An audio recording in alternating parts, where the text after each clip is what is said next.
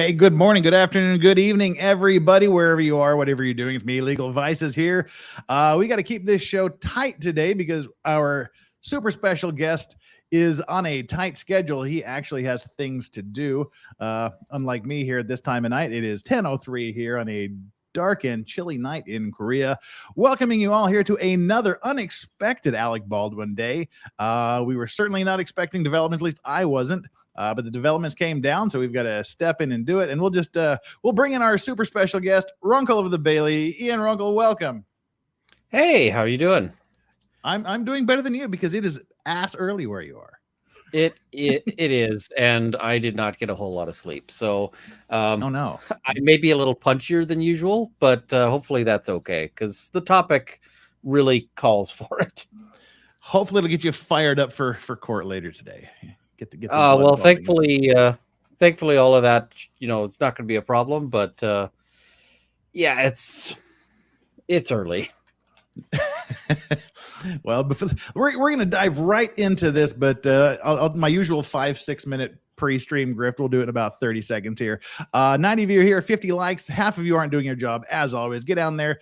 Hit this up as we bump up the viewers. Make sure you like and subscribe as we go along. If you haven't subscribed, please do. Yada, yada, yada. You would love it. It makes YouTube like me. And if you have subscribed, make sure you're still subscribed because YouTube. We've got our memberships. And Flux here showing us how to do the super chats. Again, not required. No minimum balance required to talk to yours truly. And the best thing you can possibly do is send money to me to ask my guest questions. I think that's how it's supposed to work.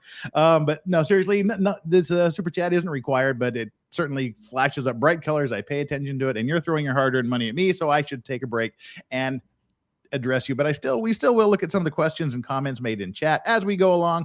There, see, I can do it in 2.5 minutes and not the usual 10. So Flux, thank you so much for starting us out. Pants are prison. Yes, they are. It is getting cold, and I will be drugged, kicking and screaming into actually wearing pants for one of these when winter sets in and it gets cold in the house. This is a sad day for nude legs everywhere. Well, thank you so much for the super chat. All right, well, as we all know, this new thing is coming down.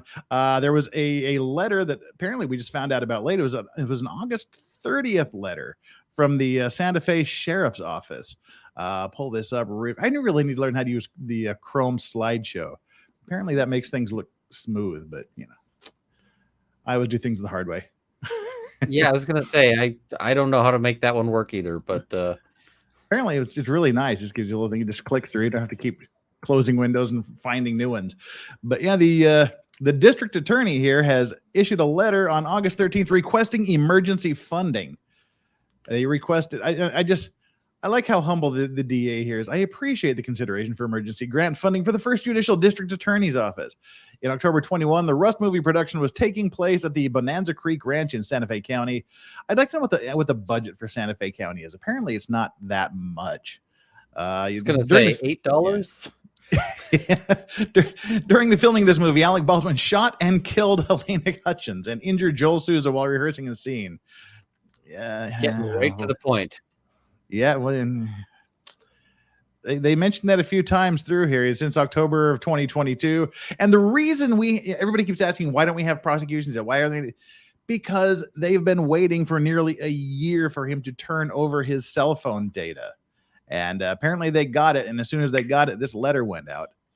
I said, only a few items are outstanding, but are expected any day. I'm ready to start the decision of what individuals will be charged in this case. If charges are warranted, the FJDA anticipates prosecuting up to 4 individuals. My expenses for the rust will begin immediately and will be costly. So they're asking for $635,000 to prosecute 4 people. And they may actually be they might actually be making too small of an ask. Yeah, they were. I mean, tomorrow we're going to be doing more of the O.J. Simpson thing we do.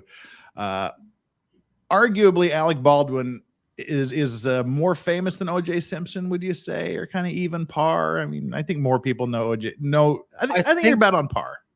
I think O.J. Simpson was bigger in his day than he was on the day that, I think a lot more people were sort of asking themselves, who's O.J. Simpson during that, like, world's slowest car race or world's slowest escape scene. But I mean, and there he were certainly became people big weren't again. lining the streets. You run, Alec, run. Yeah. But I mean, he's got money. Alec Baldwin has money, and I'm sure his lawyers are going to charge him about $635,000 to talk to him about this case. If I was looking at being his lawyer, I'd be charging him everything I could think of right now, because he is the worst possible client. The worst client. I wish I could argue with you on that point. I really do. But I mean, let's talk about that for a minute. Give it a go, but well, he has given, what is it, like 4 interviews now? At least. All, like, some of which contradict each other, some of which contradict themselves, because like his police interview, he's both simultaneous. Oh my God. Well, he's sitting there going, I don't know guns. I'm just a little naive, you know. And then he's also going, but let me explain to you ladies, just all the gun things. And I'm going, you need to pick a lane here. And that lane ought to have been shut up. But I think this is why people are saying that we needed to get together to talk about this, because that's exactly what I was raging about watching that thing when it came out. You know, oh, well, I don't know anything. I'm just an actor. I have to trust people. Oh, no. Now, this is how you tell this round from this round. And, you know, we do this. And then, oh, you know, I've been doing this for 40 years. I'm like, dude, you just said you don't know anything about this. Now you're a bullet and firearms expert. Oh, yeah. And I think he makes clear that his ego is just going to be unchecked in court. And so him on the stand is going to be a real treat for everyone who isn't Alec Baldwin or Alec Baldwin's side. But if you are... Did you see your most recent interview with Chris Cuomo on the Chris Cuomo's podcast? Yeah. And I'm going, dude, no. And this is right after the FBI report explained how it is physically impossible for what he said that happened to actually happen. The thing is when he gives this interview, it's very clear to me what actually happened to in that moment. But before that, there was all sorts of questions as to where there's, hey, what's the possibilities here? And then it's like, oh, now he's described exactly how the shooting went down. That leaves one possibility. Now we know exactly what that looks like. Yeah, and we all know his finger was on the trigger. Yep, that's exactly what it is. Is he, everybody on a gun range, the first thing you learn is finger off the trigger, moron. And, because this is how accidents happen. And I actually when this went down, I went and bought a replica, like the same Pieta replica, the Single Action Army. And it's real easy, if you don't know what you're doing, to let your finger wander onto that trigger and pull back the hammer, and your finger's already on that trigger. It's like, and I mean, even people that have grown up and lived, and I mean, you do the competitive shooting and things like that. Even people like us, like, there's times when you're at the range, or you're just talking, and then suddenly you go, "Holy shit, my finger is not where it should be," and you feel like an idiot for doing it. But to sit there and do it in a room full of crowded people. Well, the thing is that all of these safety rules are overlapping safety rules, because the idea is basically, even if you screw one up, nobody should die. But, because if you keep your finger off the trigger until you're ready to shoot, then the gun's not going to go off. But you also don't point it at anybody if there's not a reason to. You also check to make sure it's unloaded. You also do all of these things. Well, that is legitimately rule number 1. Do not point anything at anyone you don't want to destroy. Yep. And the thing is that movies in some ways have to vary those safety rules, and they do so by being super careful about the other safety rules. And so Baldwin, like, sometimes a scene might have you pointing a gun closer to somebody than you otherwise would ever tolerate. But the way that sort of works is that everybody knows this gun is unloaded, and there were so many safety, violations and just real casual attitude towards safety, both from Baldwin in that moment and on that set, that, how he thought that, oh, I'll just take the gun from the armorer and it's no biggie, is just beyond me. Well, it's the hubris. It's the "I'm Alec Baldwin and you're not" thing. I've been doing this longer than you've been alive. Give me that thing. Especially when she specifically asked if he wanted to do this cross-draw training. He said, "No, I've been doing this forever. I know how to do it." And he refused the training. And the thing is cross-draw is inherently more dangerous. And why is that? When you're drawing, and I'm not sure if you're going to be able to see, but if you're drawing from the hip, you've got sort of a line that the gun goes down. And that's pretty much, you're swinging up from pointing at the ground to pointing at your target. It's a vertical slice of the air. Cross draw, you're drawing and you're gonna end up basically it's a horizontal slice across the room. So anything in that slice is potentially at risk if you are, so in the same way that you are being careful about your safety rules and, thinking about that sort of overlapping risk, you've increased the risk to anything sort of in that area. You're covering a whole entire arc rather than just your leg and whatever you're pointing at. Yeah, absolutely. So you very much want to, in that circumstance, to be a lot more careful. Most of the, when I do competitive shooting, one of the rules I always see is cross draw not permitted. And, that's because of this. That's because they don't want you sweeping a group of people when you're drawing a loaded firearm. Yeah, weird, huh? Yeah, it's so strange. But like you said, there's so many failures that had to have happened for this accident to occur. And it starts back with the production company. Clearly a low budget film, clearly hiring people that are way inexperienced and or have no idea what they're doing. I mean, when the prop master, this is her third film she's worked on, and the inexperienced young armorer is showing the prop master how to load weapons and allowing her to do it.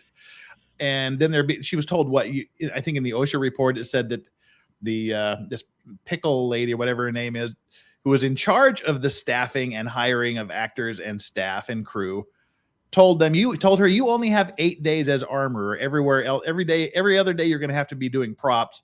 And then before this accident even happened, crazy. Yeah, she was told what's her name? Gutierrez Reed. She says, "I've already reached my 8 days." And it's okay. No more training. You're spending way too much time on this armor stuff. And the email, I think, from the armorer to this Mrs. Pickle said, "This is how accidents happen, and this is how people get hurt." And that was 4 or 5 days before the shooting occurred. And then there's the accidental discharges on set. It's crazy. Well, and the thing is that all of that is still, on her, not in a way that that isn't on him. Like, it's not that anybody gets a break on this, because it's not, there's a lot of responsibility to go around. But her job includes not letting this happen. Like, that is an important element of why you have an armorer. Fundamentally, the armorer should be, in part, the person who says, yeah, that thing you want to do, that's not safe, and I won't allow you to do it. I will pack up my stuff and go home. But because she was inexperienced, she's trying to make her name in this. Her dad is super experienced. Her dad is, apparently the guy. Yeah. but she's not. And so,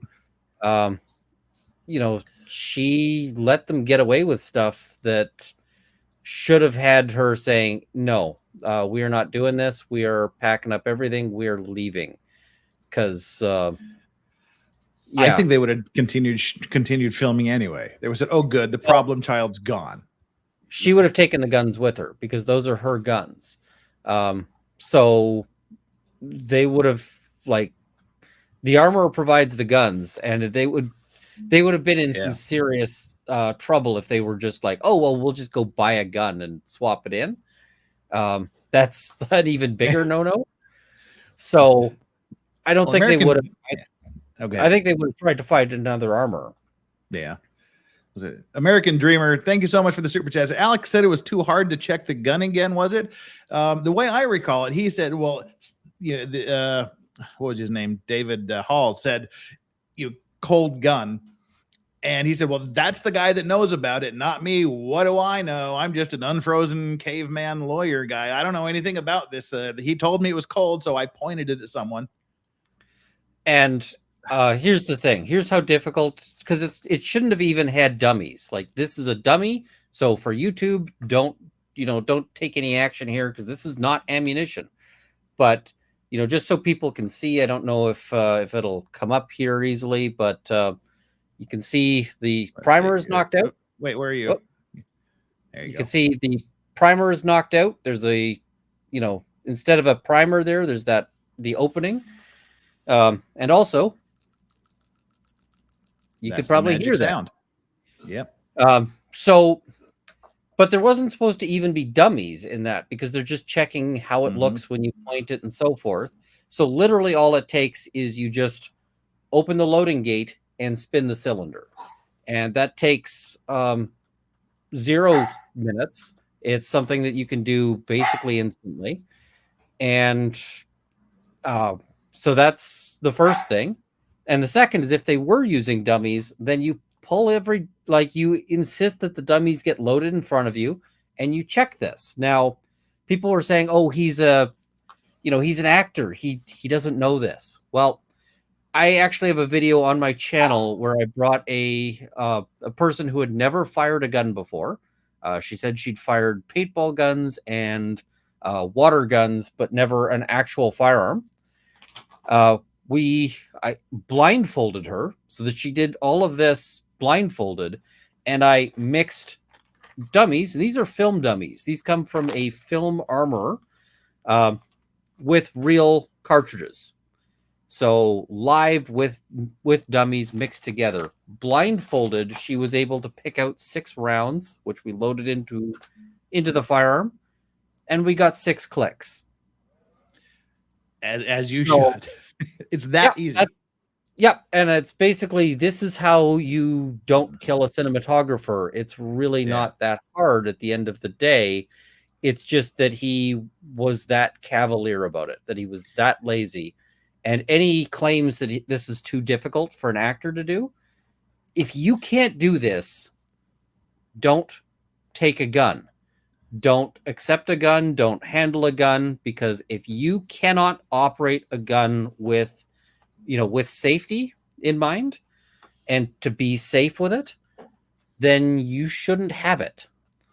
And particularly if you can't be bothered to take the time and to humble yourself enough to take instruction from someone who clearly has less experience than you, but that's their job. If you can't do that, you shouldn't touch it either. Yeah, it's and I have brought people to the range to, like, hey, let's go have a shooting day.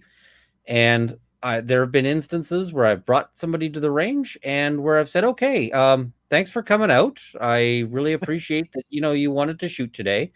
But we're going home, because, in one case that I'm thinking of, this guy really was not happy with me, but he was, he was all like, yeah, whatever. During my safety instructions, he was not, like, really paying attention. And so afterwards I was like, okay, cool. We're going home. You're not shooting today. And, like, that's also the job of the armorer. If you've got the talent who's sitting there going, hey, I'm too big for this. It's like, okay, then you're too big to handle a gun. Maybe your character uses a knife now. And well, I've talked to armorers who have literally said that they have basically forced rewrites on characters because they said this person does not handle a gun on my set. They're like, okay, we'll give them a new weapon.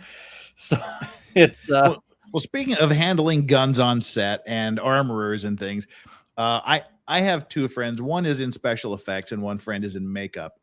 And he's like practical effects. I guess I shouldn't say special effects. The on-set effects. And I talked to both of them, and they both said exactly the same thing. Every film, everything, every stage play they've ever worked on, both of them had exactly the same stories. The armorer takes it, loads it, checks it, takes it over to whoever they're going to hand it off to, shows the person, checks it with the person, hands it to them. That person takes it, and in front of the armorer will do a double check, and then that repeats itself. They check it before they give it to the actor. The actor checks it as soon as he takes it, and that's it. You have this double, triple, quadruple check, 2 checks for every person for every handoff. What were your experts saying? Same thing. Like the actor should be checking it with the armorer. And in fact, some of them were able to like show me pictures. They were like, please, you can't share these pictures because these are pictures from like behind the scenes on movie sets. Yeah. These are not for sort of public consumption. But I saw from a variety of different, armorers, like, here is what it looks like when an actor is checking the gun. Here is, the famous actor, watching me load this. Because that's how you do it. Like, and the thing is that everybody has that right on the film set. You should, and to say like, if this gun's going to be near me, I need to know that it's that it's actually clear. None of the armorers were like, oh yeah, no, that makes sense when he says that it would be insulting to the to the armorer that I check it. They were all like, no, this is what I want to see. Not that I'm going to be insulted. This is, I would actually be insulted by the implication that I don't want people checking because. Well, and he also said, they're the experts. They have, I'm just the actor. They're the experts. They told me it was, you don't. Okay, I just walk up to a random stranger on the street and say, hey, here's a gun. Go point it at somebody. They're going to look at me like I'm from Mars. I'll say, no, it's not loaded. How many gun accidents start with the "it's not loaded" sentence? A lot of them. It's it's the reason why the first rule of gun safety is treat the gun as though it's loaded, even if you think it's not. The line I got told when I was starting out learning firearms was there's the 2 loudest sounds on the gun range is when a gun goes click when you expected it to go bang, but also when it goes bang when you expected a click. So it just horrifies me that anybody thought that was okay and that he thought that this was a defense. Like, this is what he's presenting as his argument for why he shouldn't be in trouble, and I'm going, no, this is worse. This is not better. Well, and I mean, I don't know if you've seen it yet. I don't know how much of the Jensen Ackles interview you've seen yet, but when you watch it, there's a deal where he talks about his wife being traumatized by this, and I thought that was weird until later in the interview he said, Alec was supposed to be pointing that gun at me. Yep, and that freaked him out, and it traumatized his wife. So he's kind of pissed about that because they were practicing to point that weapon at him. I would be livid. And the other thing is, and I talk about this with self-defense things. Everybody has this notion that they are Billy Badass and that, they could shoot somebody in a self-defense situation and it's not going to bother them at all. And in actual practical, reality, what happens in these self-defense shootings is people are broken by it. People, it's actually a hell of a thing to shoot somebody and kill them. And there's a lot of PTSD that people experience in those moments. And, even in situations where like the police and so forth look at it and go, yeah, this was the most obvious self-defense shooting. There's literally nothing that, this was your ex. They showed up at your house with a fire axe trying to take out your door. They had a murder kit with them, like, they had a clear plan. They had a signed confession, of what they were going to be doing in their, it would be a Branca approved self-defense shooting. Yeah. Oh, well, it'd be like not just Branca approved, but like, it would just be the most obvious. Yes, this is, and the adrenaline wears off. Yep. And people actually suffer a lot, in those moments and are racked with questions like, could I have done something else? Even when it's so obvious that they couldn't have, they'll invent sort of these scenarios in their head of like, well, maybe this, because they didn't want that to happen. A perfect example of that is Rittenhouse on the stand when he broke down and started sobbing when he was describing it. People are making fun of his, like sort of ragged cry. And I'm going, this is what happens when you've got, but it also killed two people, It also happens when you're just nearby. Police who, attend these scenes experience these kinds of things. People who, if there's a car accident and somebody gets run over and killed in front of you, even though you had nothing to do with it, seeing it, like the psychological danger that he put other people in can't be understated here. And notwithstanding the fact that other people could have been killed. But this arrogance, is it real or is it a front? I can't get a read on. He can't be that cold that he can't. He just seems to have no introspection about it at all. Well, I annoyed a lot of people when this news broke. The first news of that Baldwin had shot somebody on one of these movie sets, because the first thing I did was not put out a video.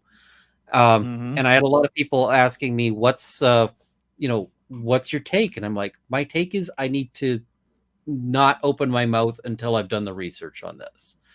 So I spoke to armorers. I spoke to, I spoke to actors. I spoke to people who'd, been on these sets. And and some of them had worked with Baldwin. And some of them had opinions on Baldwin, and none of those opinions were good. They basically were like, yeah, if this was going to happen to anybody, of course it happens to Baldwin, because he is the most arrogant, unpleasant person they've encountered.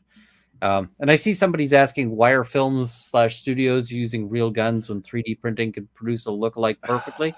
It can't. That's the thing, is it just can't. And especially on a 60-foot movie screen, 60 frames per second, close-up shots, it just looks bad. I spot like when they're like, oh yeah, we're going to use an airsoft gun, I spot it real fast. So and the recoil is all acted. Yeah, that's why you have the 1/8, 1/4, 1/2, and full loads, because you can't fake a recoil in any realistic sense. Well, and there's also certain scenes that you just can't do any other way. And one of them that's a really big example of this is if you're filming, and you can see this in all sorts of movies, because it looks really good when it's done right. You've got people in like a dark hallway. Yeah. And they're, and the gunfire lights up the scene. You cannot do that with CGI or anything else. Although CGI is usually really obvious when they're doing it, but you just can't do it with any other method, because you need that actual illumination from the flash. You just can't fake that. So, they do it because there is no substitute that actually, doesn't look awful. That's why, you can't make these old war movies and things anymore, because that was all done with real people, with real weapons, on real real stages in real fields. Now everything is green screen and CGI'd in, and it looks like it. I mean, it looks close, but you still go, wow. You find yourself going, wow, that looks almost real, and you're out of the movie. Yeah, and that's the problem. So many of these movies get it sort of close-ish, and you're a lawyer. You've probably tried to watch these legal dramas, and often you're like, people are like, why, oh, you should watch She-Hulk, and it's like, okay, I'm not watching She-Hulk over whatever controversies or whatever else. I'm not watching it because it's a lawyer show, and most of them just physically cause me pain. I kind of did that with the first 3 episodes of Suits, and then I thought, okay, this has nothing to do with law. It just happens to take place in a law firm. As soon as I get the idea out of my head, this has nothing to do with the practice of law. I really enjoyed the rest of Suits. Even we have a multi-billion dollar case. Let's file it, and we're going to court on Thursday. I don't think that really happens that way. No, we have a multi-billion case. Let's file it. We're going to court 2030. We'll be in trial. I was telling people, I think it was yesterday or the day before, that we're just sort of kind of coming to the end of a case I've been working on for 14 years. And that's a $13 million case. And another one was about 60 million, which is the longest case I ever worked on. That was 16 or 17 years. So, yeah, this doesn't happen over a day. And the higher the dollar value is, the more people fight about it. Yep. But I mean, if you wanted to get a case into court in small claims, over like somebody ran over, or somebody's dog, chewed up something on your yard, just really inexpensive, like really bottom barrel sort of stuff. You couldn't get that heard anytime, this month, certainly. Not 6 months, most likely. Well, but on the firearm aspect, I try to suspend disbelief as much as possible, but I get caught on a few things. One, like I said, the fake weapons, the fake muzzle flashes, the CGI muzzle flashes, weak-wristed people. That sounded weird. People, holding with just like limp-wristed, and because it's a fake gun, there's no recoil, and they're just kind of holding like we saw Galadriel in her double sword fight last week, just kind of going, I'll kill everybody. I haven't been There's watching no that. wrist strength. I've been watching the reviews because I can't do it, but yeah, they don't have the wrist. The nice wrist locked in, and the bad trigger stuff, and the worst is the bullet count. They're getting better about bullet counts, but they're still really bad with the bullet counts.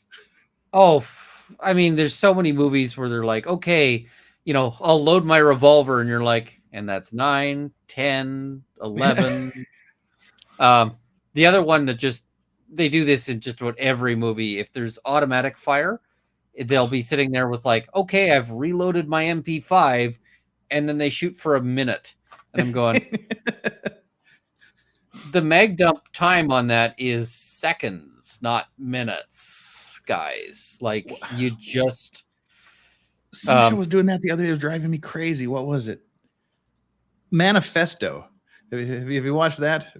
I haven't. It's like this plane deal. The plane takes off, and then it comes back. Then it lands, and they find out they've been gone 5.5 years. It's all the mystery of what happened. But there's one scene where a guy takes his AR-15 on a roof, and I counted 32 rounds. 32 just kept going and going and going, and I went, wait a minute, let's kind of back up a little bit. He's just been shooting way too long, and then it came in with like 32 rounds. 32 is at least plausible. Like, it's at least, in the area of this is what, but it's not the 1970s, 1980s TV cop shootouts with the never-ending supply. Oh, yeah, and it's just frustrating. Other blunders you see a fair bit. You remember the Hitman movie? It was not a good movie. Yeah. The trailer for that actually does a close-up on the spent brass ejecting out of the gun, and you can see that it's a brass from a blank, and I'm going, oh no. And they do like a slow motion thing, and I'm going, oh no, somebody Oh. with some sense needed to tell them, like, you can't do this shot with, with the crimped brass from a blank. That's just not gonna like. That was actually one to CGI or just not include, because it looks so bad.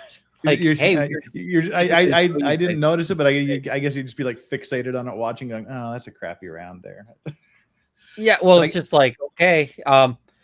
It's one of these things that I would love to see if they actually did it, in a sense. There was actually a British thing where the guy fires this gun, and you actually see the brass on the ground, and I was going, oh no, except that it was actually supposed to be a blank that the guy fired. That was a plot element, and I was like, so many movies get it wrong that I couldn't spot that it was supposed to be a plot element right away. And then I was like, oh, awesome. Good for them. Well, but still, I guess kind of drag it back full circle. You get someone like, after the first or second John Wick movie came out, I started deep diving YouTube videos of Keanu Reeves training. Oh, and he's good. He's not just he's not just proficient. He's good. Yeah. So, he's a better shot than I am, and it's not close. So. But he's humbled, obviously, clearly takes instruction and pays attention to the instruction. And I'm sure he listens to the armorers on the movies as well. And I have heard directly that is the case, that he is, Keanu is basically, and the armorers who hadn't worked with him were basically like, yes, he is our dream guy to work with. Because not only do you know that he knows his stuff, but apparently he's very much a humble individual. He's got that reputation, of not being somebody who's just going to be like, no, I'm the talent. Yeah. I'm just gonna. So, yeah. Well, you'll see that with the Jensen Ackles interview too, where he was they were asking, well, did she train you? He said, yeah, I kind of messed with her, pretended I'd never shot she'd had no idea who I was, pretended I'd never shot a gun before. And she went through the whole training. He said, I was kind of checking her. She was going through the training. And then she said, okay, do you want to go down and fire a few practice rounds? He said, oh, okay. So then I just cowboyed the weapon open, did a backflip and stuck it back in the holster. And then she looked at me and said, hey, son of a bitch, or something like that. She said, that was her job. So he let her do it. Yep. Well, and that's the thing, is it doesn't matter how many, how experienced you are. You listen to people when they're going through a safety briefing. It's just you just want to be careful with all this, right? Yeah, well, we've got the question here. So, if any charges are there? No, this is what we're talking about here today. They've asked for money, and they got $315,000 in emergency funds out of this request. So they got half of what they asked for, basically. And they're ready to go ahead with charges. That's why they're asking for money, to start fueling up the charges on this thing. They got half of what they were asking for. Yeah, let's see, when was this? And I don't think it was an unreasonable ask in terms of the amount of money they were looking for. Where's the email here? It's like $315,000 something. I think they got exactly half. Now, they said we might charge Baldwin, but they didn't say they were specifically. $317,750. There was an accountant counting the pennies. We can't give you 37,180. So we're going to give you 50. Sorry. Greedy Book said, did they follow the Mark Chopper Reed book on gun safety? I don't know who Chopper Reed is. He's an Australian criminal, and there was a famous hard copy deal he did where he was talking about how he led his life of crime, and then he just suddenly does a Russian roulette thing in front of the camera lady and just freaked her the hell out because he's insane. So no, they didn't quite go Chopper Reed, but Alec Baldwin was pretty close to that. Accidental discharge, maybe. There is no such thing as an accidental discharge, Robin Hood. Unless the gun itself has malfunctioned, which it wasn't when it was so non-malfunctioning that the FBI broke it trying to get it to do what Alec Baldwin said it did. They basically said the only way that it could be made to fire by manipulating the hammer was by pounding on it to the point of failure. Yeah. And I mean, it's not surprising that they would do a failure test, because that's just part of the protocol, is you're going to test it to failure in a lot of these circumstances. But they couldn't. They tried their best to get it to fire without, a finger on the trigger, and that's not what happened. It's eliminated categorically. Well, it's clear. I mean, there's so many of the videos showing the mechanics of that particular weapon. How you even back it up, you back the hammer back 1/8 of an inch, and it locks into the pin locks in, and it will not go down. That is actually the safety. That is the safety on the gun. Mm-hmm. And then it does it again at half cock. Yep. I didn't. And then the other deal was even if you don't quite pull it back the 1/8 of an inch, there's still not enough pressure to. The spring doesn't have enough force with that little distance to make it fire. Yeah, even if you pull it back, do we ignite primers? What do we do to primers? Do we ignite them? Set off the primer. Set off the primer. Okay, that works. I'm trying to think of an intelligent word. The people in the chat who, I'm guessing a lot of your viewers are probably American, who are, might be more familiar, but the powder itself is fairly insensitive. It doesn't go off easily. So in order to get the powder, which provides the actual impetus to the projectile to ignite, you have to have a much more sensitive explosive. And so that's the primer. And the primer is impact sensitive. When it gets hit hard enough, it ignites, and then it sets off the powder in that chain, and that's what actually fires the projectile out. So, well, I know you're on a tight schedule. You got like 15 minutes here. Let's give our predictions. They say up to 4 people. Who are the 4 people you could imagine would be charged? Supposing you can charge 4 people. Armor Hall, the guy who hands the gun. Baldwin is specifically named, and I'm not sure who the other is, but I'm gonna bet it's the person who provided the dummies, because it's pretty clear at this point. Whatever his name is. Yeah, it's pretty clear at this point that the sort of guy who provided the dummies provided dummies with live cartridges mixed in. So that's my bet as to the 4 possibles. I actually think not Baldwin too is far from mine. I think Baldwin's the least likely on that list. Really? Okay. Yep. What's? Well, I'll tell you my 4 people. Then we can talk about odds. Oh yeah, absolutely. Baldwin being named, Hannah, the armorer, David Hall, and I'm thinking. I want to say the guy that supplied the rounds, but I'm not going to say him because of a few statements that the armorer made during her 2 interrogations, which was she had fanny packs, that she loved the fanny packs because it had lots of pockets so she could put lots of different types and sizes of ammunition in it, and how she explained they were just kind of littered on the cart. So I'm thinking maybe they could have decided that she just grabbed the wrong ones, but I mean, it's either going to be that guy or this Miss Pickles that was telling her you can't be an armorer anymore. Stop being an armorer. You do your other job. Don't mess with the guns. Don't give the training. She's handling the staffing. So I think it would be 4 of those 5. And I would like it to be the lady that's telling the armorer not to do the armorer stuff. But when it comes to the actual supplying, I think we probably, now that I'm saying it out loud, we probably have to go with the guy that supplied the rounds. And ultimately, there shouldn't be live cartridges. There's all sorts of reasons to have multiple types of cartridge, in the sense of dummies, quarter, half, etc. But there shouldn't be something that actually fires a projectile.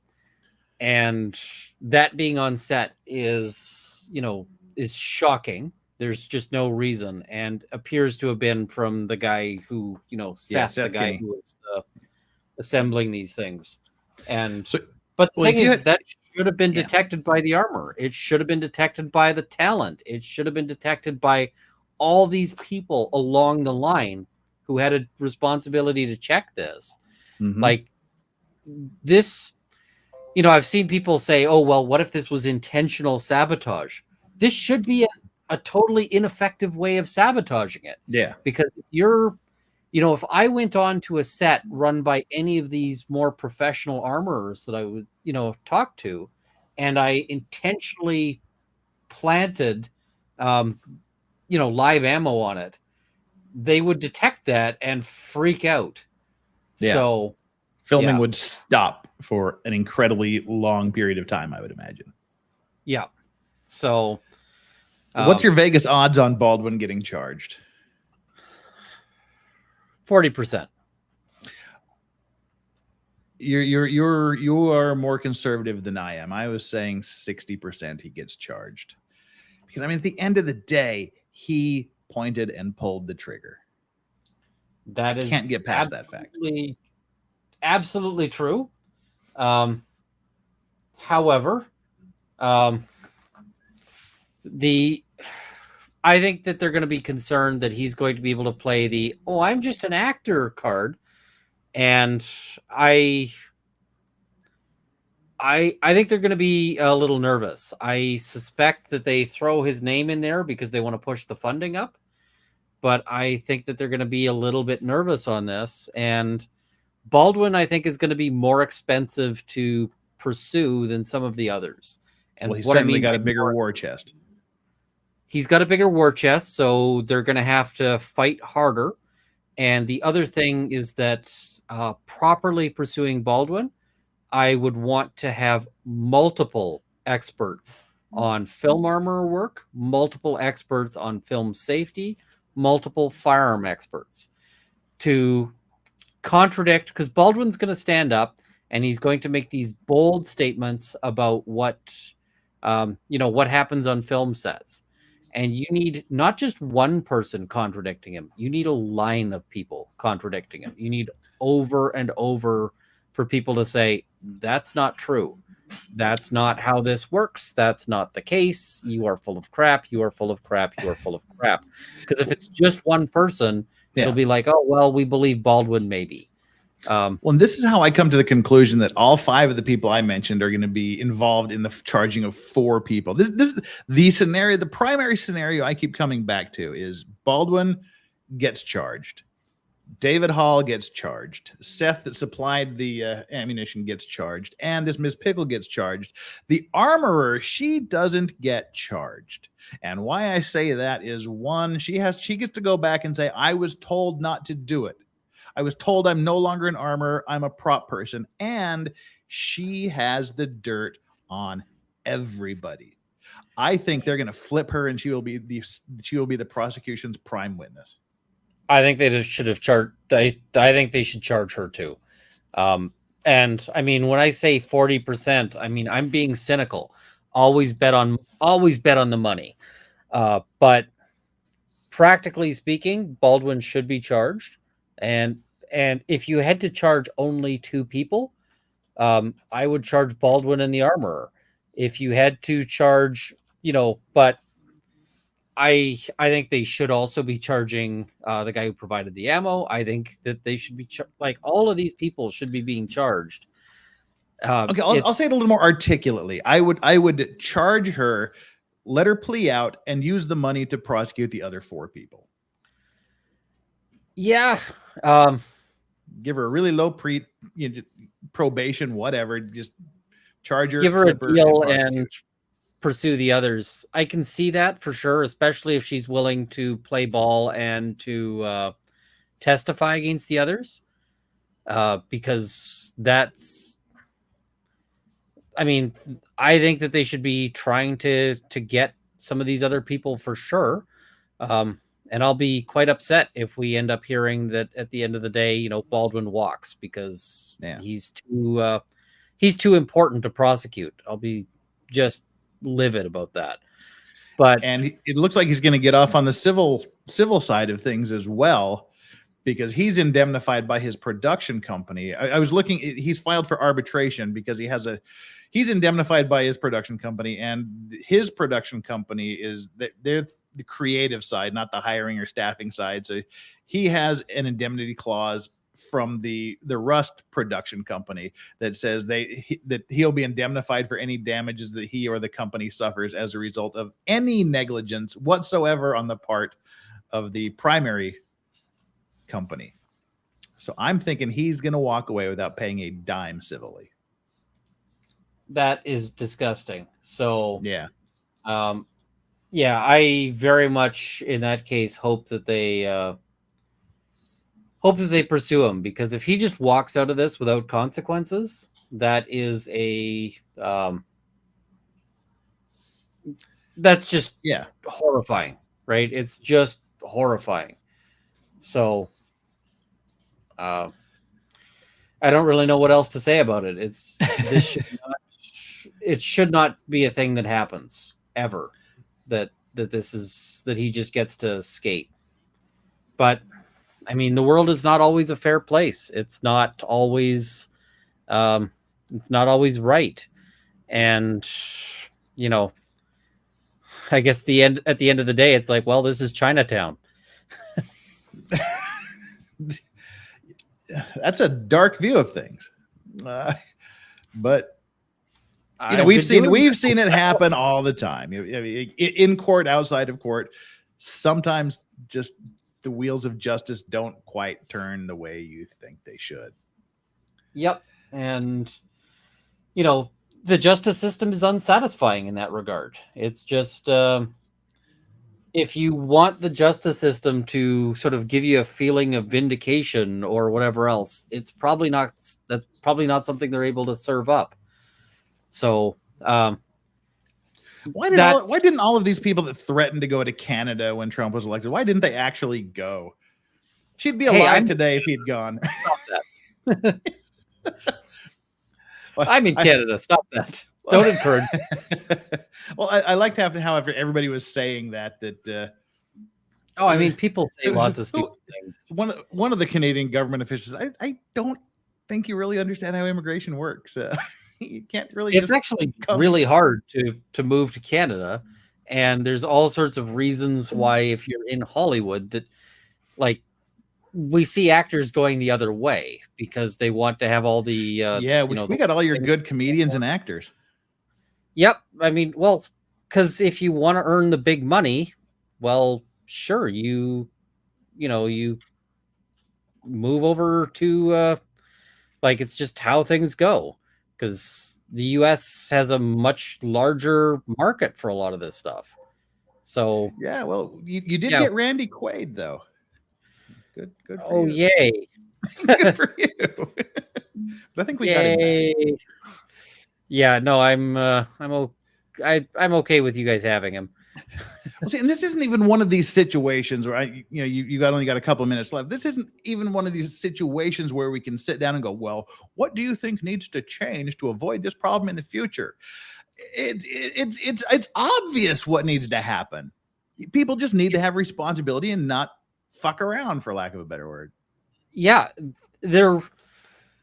the safety protocols that have existed in the industry for forever are way more than sufficient to handle this. And in fact, all of these armorers that I spoke to have been doing this for decades without so much as a negligent discharge on set. They had 2 negligent discharges on this set and kept going. In one day. It was the same day. This is one of them by the prop master. Yeah. And, just to put this into perspective, if you have a negligent discharge at a shooting competition, you're gone. Like, gone. And possibly banned from ever coming back. They should have been shutting everything down and, figuring out, like, how did this happen and making sure it doesn't happen again. Because, I mean, the analogy I give is, let's say you're driving home and you press the brakes and you've got no brakes. And you go, you know what? I'm just going to keep on driving home. This will be fine. We know that the brakes didn't work when I pushed it this time, but surely it's going to work the next, surely this will be fine. No, at that point, you're in the realm of negligence that gives you potential criminal liability. You knew that your brakes were out. You knew you're doing a very hazardous activity. Driving kills lots of people. You have no excuse to be like, well, we're just going to keep going. So I don't have a whole lot of sympathy for lots of people in this, especially because, not only did they hurt and kill a woman and the guy who was standing behind her, but they also have done tremendous damage to a lot of other people who are downstream. All of these film armorers are worried about what's going to happen with their livelihood because of this one movie that just couldn't do basic things, and an actor who just didn't care enough to not kill anybody. I mean, that's cold and brutal to say, but that is literally, he did not care enough. Yeah, he just could not give enough. He just couldn't give a shit. Here in Canada, we've got different standards. I would have expected that he would have been charged that same day. And quite frankly, the armor, in order to run a film armor company, you need a particular kind of business license out here. I would have expected that they would have lost their business license same day, and they would have been out of business. It's just sorry, you're done. So, you can't be killing people like this. And isn't it stupid that you even have to say something like that? Well, thankfully she's not going to work again. I don't think in the industry. Nobody's going to hire her as an armorer, but I think that there's all sorts of other people who will work again in the industry. And that horrifies me. Well, you can always hope somebody learns something from it. You can hope, but at the end of the day, I've learned not to bank on hope like this with the justice system. It's just not how things necessarily work. And that's well, you said you had an hour. Do you need to run? Yeah, I'm gonna have to run fairly quickly here, but all right, just let me know when you need to pull the ripcord, because we're just gonna talk about more of the developments and the personal Alec Baldwin things and the his arbitration request for the indemnification lawsuit. That also annoys me. I can send you a copy of it if you want. It's pretty infuriating. Did you notice as well that the lawyer who made because there was a statement that was made about this letter, about this funding letter? Oh, yeah. Did you notice? Did you look up the lawyer who made that statement? No, I didn't. You should. Tell me it has nothing to do with Amber Heard, or please tell me. Oh God, no. Oh, good. But he does entertainment litigation and copyright litigation. And you know who you need if somebody is dead? You need a criminal. Not that guy. Yeah, you need somebody who exclusively does criminal defense. And I know you've been going through these interrogation videos. Are you as shocked as I am that literally no one had a lawyer the first time they went in? I was horrified because literally nobody. If I was nearby, if I'm just, I haven't touched the gun, I was in another room when it happened, they just want to ask me questions about what's happening on set, I'm getting a lawyer. And once they got done with their first round, Hannah came back with one, and Sarah came back with a lawyer. But yeah, the first time they just go in. And did you like the I think her name was Alex with the sheriff's department that was handling the interrogations? I really liked her interrogation style. She was very, very Columbo-y. I thought she was a little too I was waiting for her to do the Columbo where they sort of come in and start saying, hey, what about this, right? You said this, but they never actually bring it home. It was a very friendly wasn't even an interrogation really. It was kind of like, Yeah. let's ask questions. And I'm going, okay, but you need to actually start pressing on this. You need to actually start saying, well, well, maybe that's not true, is it? Those kinds of questions. And they never get there. See, I kind of got the idea. I kind of had the feeling she was just giving them the rope, letting them say what they wanted, so they can have all the contradictory statements lined up. I especially like what she did with Hannah at the beginning when she's like, "I think should I get a lawyer?" Like, yeah, maybe, but and then 15 minutes later, the armor forgot that lawyers even existed, let alone that she didn't say, "I want one." She said, "Do you think I should have one?" And that happens all the time. Where, if you're ever in custody, folks, the thing to do is not, should I maybe get a lawyer? Or you just say, I need a lawyer right now. Because you don't want to give them any wiggle room. Because of course they're not going to say don't hire a lawyer, because that might raise some other issues, but they will not tell you that you should, hire a lawyer, because they don't want you to hire a lawyer. Wait, we're supposed to look at the potentially criminals comment here. Well, I didn't see a potentially criminals comment. What is potentially criminals comment on this? While I'm searching for this, here we are. Have you seen the B-roll footage of Alec drawing right before the shooting? I have it. And his finger is all over the goddamn trigger. It is, yeah. And, when he says, oh, yeah, it's not on the, I wasn't touching the trigger, it's like, I don't believe you. Yeah, if you look at that, he's doing the cross draw and his finger is all over that damn trigger. Yep. I mean, he's second knuckle deep on that trigger. It's honestly, like, they should have bounced him off of handling a gun long before they did. So, I don't know why they didn't, but yeah, they definitely should have been like, you cannot be handling a gun on this set.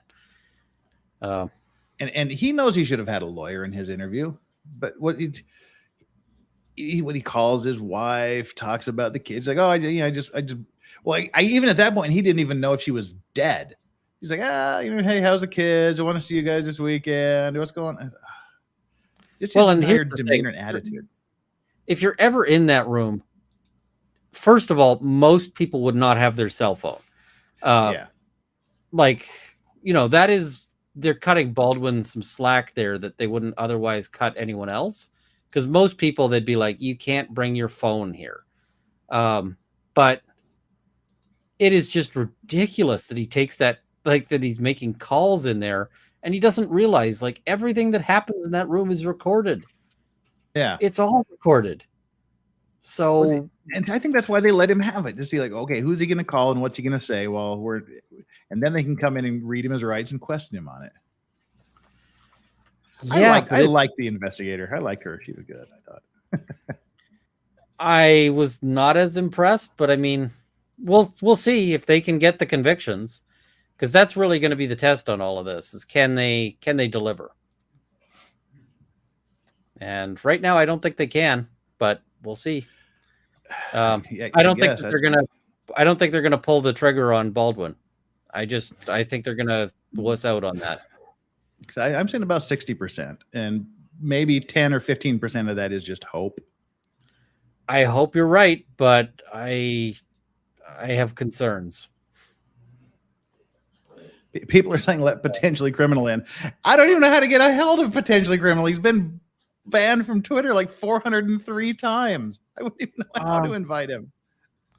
Potentially criminal, toss me a message on Discord, and if it's because you're scrolled way down on my Discord list, and I don't know where to find you these days, but yeah, toss me a message on Discord, and assuming you're down with it, I can shoot him the shoot him the link there, because I got a roll, but yeah, you can be the quick buffer here, but on the way out, we'll kind of swap people. Potentially criminal, send me a message on Discord. Don't just I'm on Discord. Send me the message so that I can respond with the link. There we go. Oh, I do appreciate you taking out the time to do this. I know you're a busy guy, and it was ridiculously early. And I didn't. For some reason, I never knew you were in Alberta. I thought you were farther east. So, until I heard you talking about Alberta this morning. Yeah, no. It's early here, but and yeah, somebody's asking. I don't think he'll be charged. I think my odds are less than half. I think he should be charged. I really want to see him charged. I think I think that if they properly conduct the file with a degree of expertise and skill, that they could get a conviction on him. I'm just concerned that they won't have that expertise. I'm concerned that they won't have the courage to lay those charges. I am concerned about all of these things, and my bet, if I've got to put a bet down, my bet is that they don't charge him, and that disgusts me. But that's just where I see the odds. So, all right, I will let you go. Hopefully, potentially criminal is popping on here to replace me, and I did send him the link. Super. And then it's up to him from here on out. Absolutely. All right. Thank you so much, Ian. I appreciate it. Oh, no worries. We got to do this again. It's just maybe give it a little bit because these mornings are a little hard on me. Yeah. On a good weekend when I don't have to wake up early, like on a Friday or something. Absolutely. All right. Deeply appreciate your time. Thanks a bunch. Talk to you later. Bye. Okay. Well, while we wait for potentially criminal to show up, Mortimer Duke, thank you so much for the super chat. Yeah, we got to pick up our grift game tonight. It's getting to be the end of the month. We got to finish strong. If Baldwin is charged, in what accent will his wife express her shock and outrage? Nice. That's a good one. And there, okay. Mortimer, I'm going to keep you start here so I can bring this up if and when potentially criminal finally gets to join here. Because I want to get his salty take on something I have to say. We're sitting here at 502 concurrent viewers, 306 likes. Come on, guys. Just reach down there, hit that like button, and we'll have 500 likes immediately because you're all here. And subscribe if you haven't already subscribed. I haven't had a chance because we had to start quick because of Ian's limited time, but I haven't had a chance to thank and welcome my mods here today, keeping things under control. The mods are doing their job today, and the chat, you're coming strong. I'm sorry we didn't have a lot of time to check with the chat because we were having our engaging conversation, and it's great to have someone like Runkle of the Bailey here. LawTube needs a platform to organize and share links where Nick and Sean aren't getting yeeted all the time. Yeah, that would be nice. And I just don't do Discord. I don't get Discord. I think it's a cesspool. And I just figured out Reddit like 6 months ago. I get set in my ways. I'm not a huge social media guy. So give me YouTube, give me Instagram, and I'm happy. But got the Reddit thing down. So I'm proud of myself there. Oh, there we are. Hey, welcome, Sean. Hey, how you doing, John? Great. I am doing festive. Yeah, I just realized they're like, oh, invite him in. I went to YouTube. I went to Twitter and went, oh, yeah. Man. Well, now it's me and Nick. We're both. Yeah. See, we're gaining, so eventually nobody's going to use Twitter. So all the cool kids aren't using it. Well, and then just finish up my quick grift here, and we'll jump into some more salacious gossip because I want to get your salty takes on things. Ian being the consummate Canadian gentleman just isn't salty enough. Yeah. Yes. And yes. We're an hour into it, so we'll like moderate salt for the next little while. Yes, we can skip the stories for now. Yeah, but anyway, like just everybody here, go down there and hit that like button. Where we got 150 less likes than we do concurrent viewers, and I know some people have swapped out. So do your damn job. I'm over here being wildly entertaining. You've been here more than 30 seconds. You know you like it. Hit that subscribe button. If you haven't subscribed, please do. And if you have subscribed again, please check to make sure you're still subscribed because YouTube The invite button, it works apparently about 50% of the time from what I've experienced and what you all tell me. Don't know why it even has not the invite, the notification button. And super chats. That's the way to get. That's the surefire way to get my attention because I like the pretty colors that pop up, and you're giving me your hard-earned shekels, so I must pay attention to you. But we still try to pay attention to the chat as much as possible. So please feel free to super chat to get priority special attention from yours truly. And as I said with Ian, the best way to ask a question of potentially criminal Sean is to give me money to tell him what you want to know. Yes. All right. Yes. So, all right. I'm attracted by shiny colors. Yeah. Yes. That's the end of my grift for the next hour or so. Anyway, just let you know that option is there.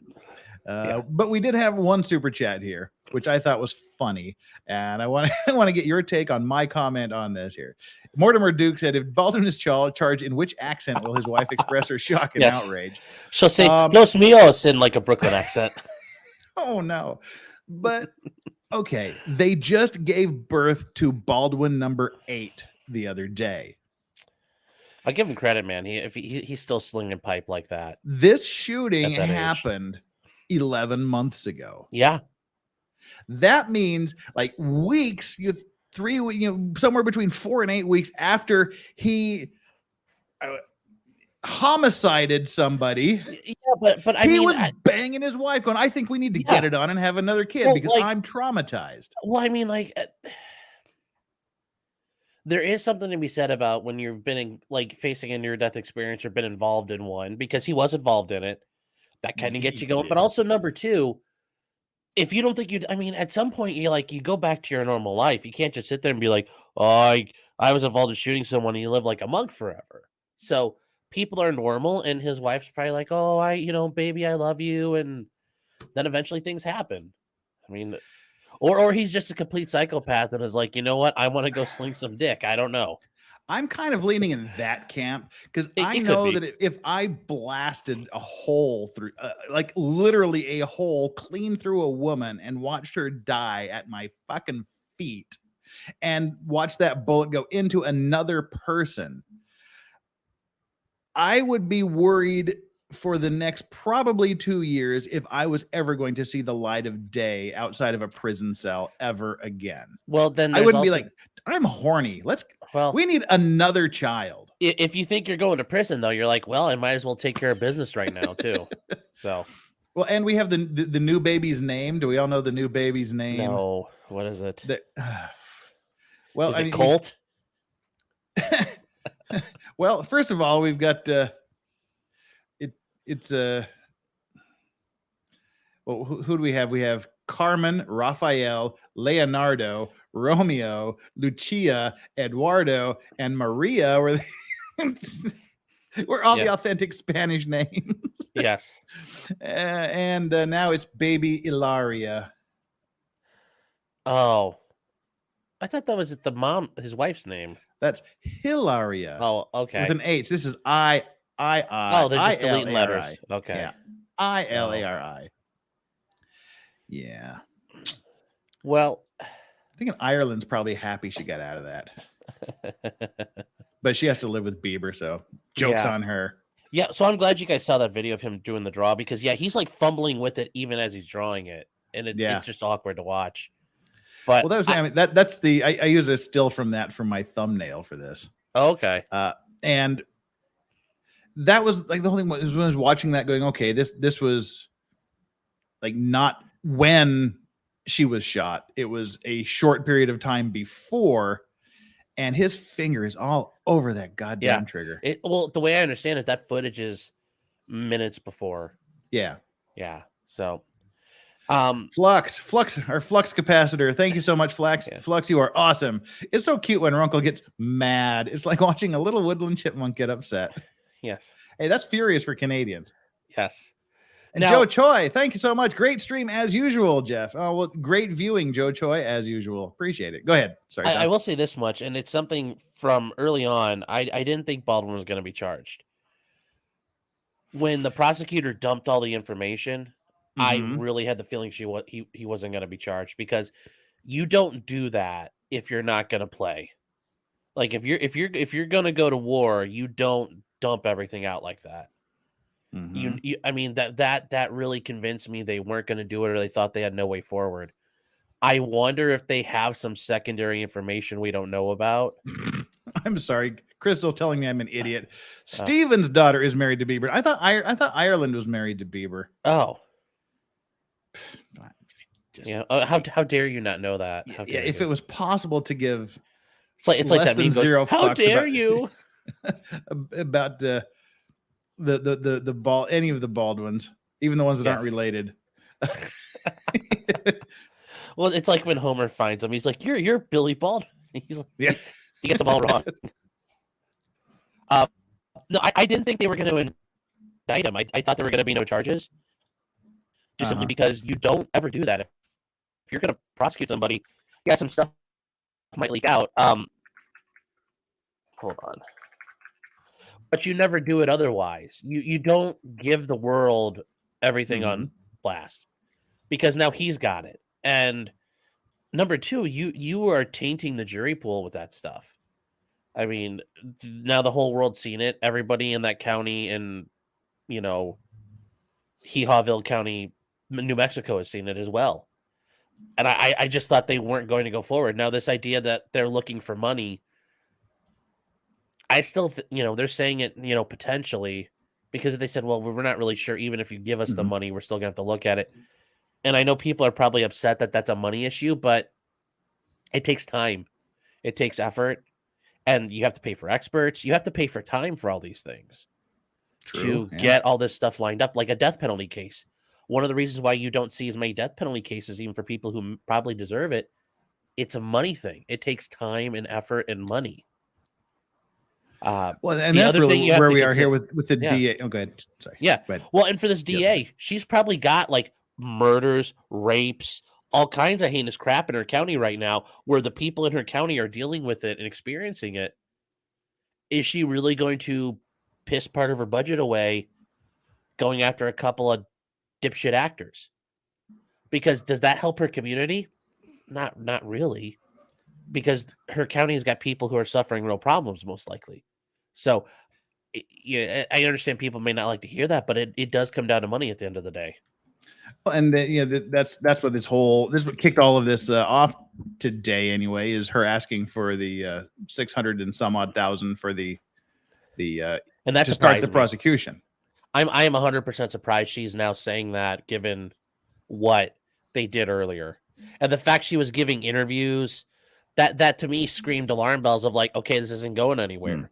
And I don't see, if she does like all of a sudden turn around, like I said, there has to have been something there's got to be something we're not aware of. And I wonder if Alec Baldwin said something in the meantime, or they figured out something that hasn't been released. But Ruckle and I went over the a couple months ago, we went over the FBI's report. Yeah. And yeah, those guns were 100% working order. The ammunition was perfect. There was nothing wrong with anything. And that's what we were just talking about. It worked so well. They broke it trying to get it to do what Alec Baldwin said that it did. Yeah. That's how well it did its job. Yeah. No, they had to completely destroy it to show that it worked. I'm just taken away that they've changed their direction, because give me your thoughts. I mean, where are they going with it? What's your theory of who's going down? Who's getting prosecuted? I think ultimately, convicted? I think Hannah Reid has to go down, because she claimed, they told me not to do it anymore. You are the armorer. You are the chief safety officer. If they go tell you to go arrange, the craft services tent still, you need to step up and say, no, you guys can't leave the guns alone. They need to be re-inspected. She has the liability. She's supposed to stop everything.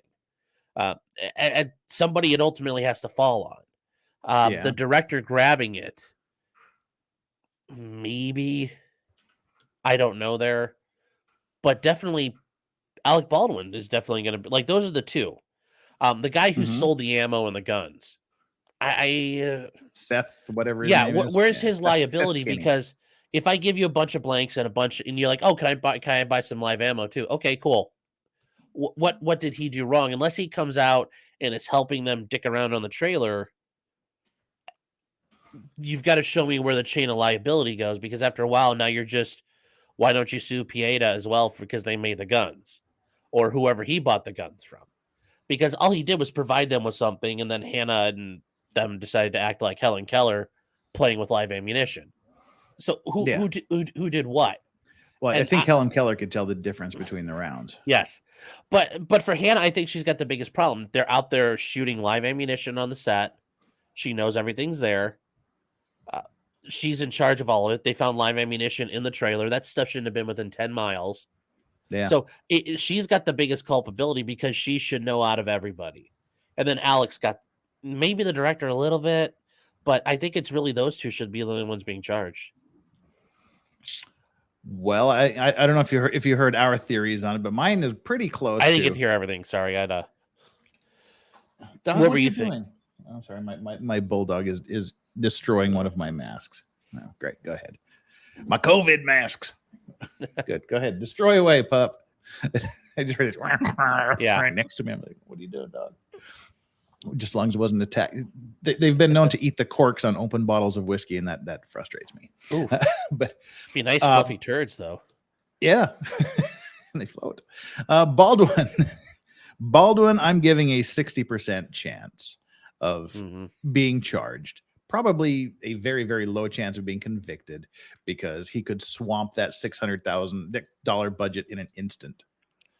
It's gonna be for him especially, it'll be a multi-week trial. You know, and that money that she's talking about, there's going to be overtime that needs to be paid. There's, it's going to be a lot of things. So that money disappears fast. Yeah. And we'll get to Hannah the armorer in a second. David Hall, who was the assistant director that took the gun from her and gave it to Baldwin, because he was also in charge of safety on the set. So I think he's going. And Seth, the guy that supplied the ammunition. But what legal theory does he have?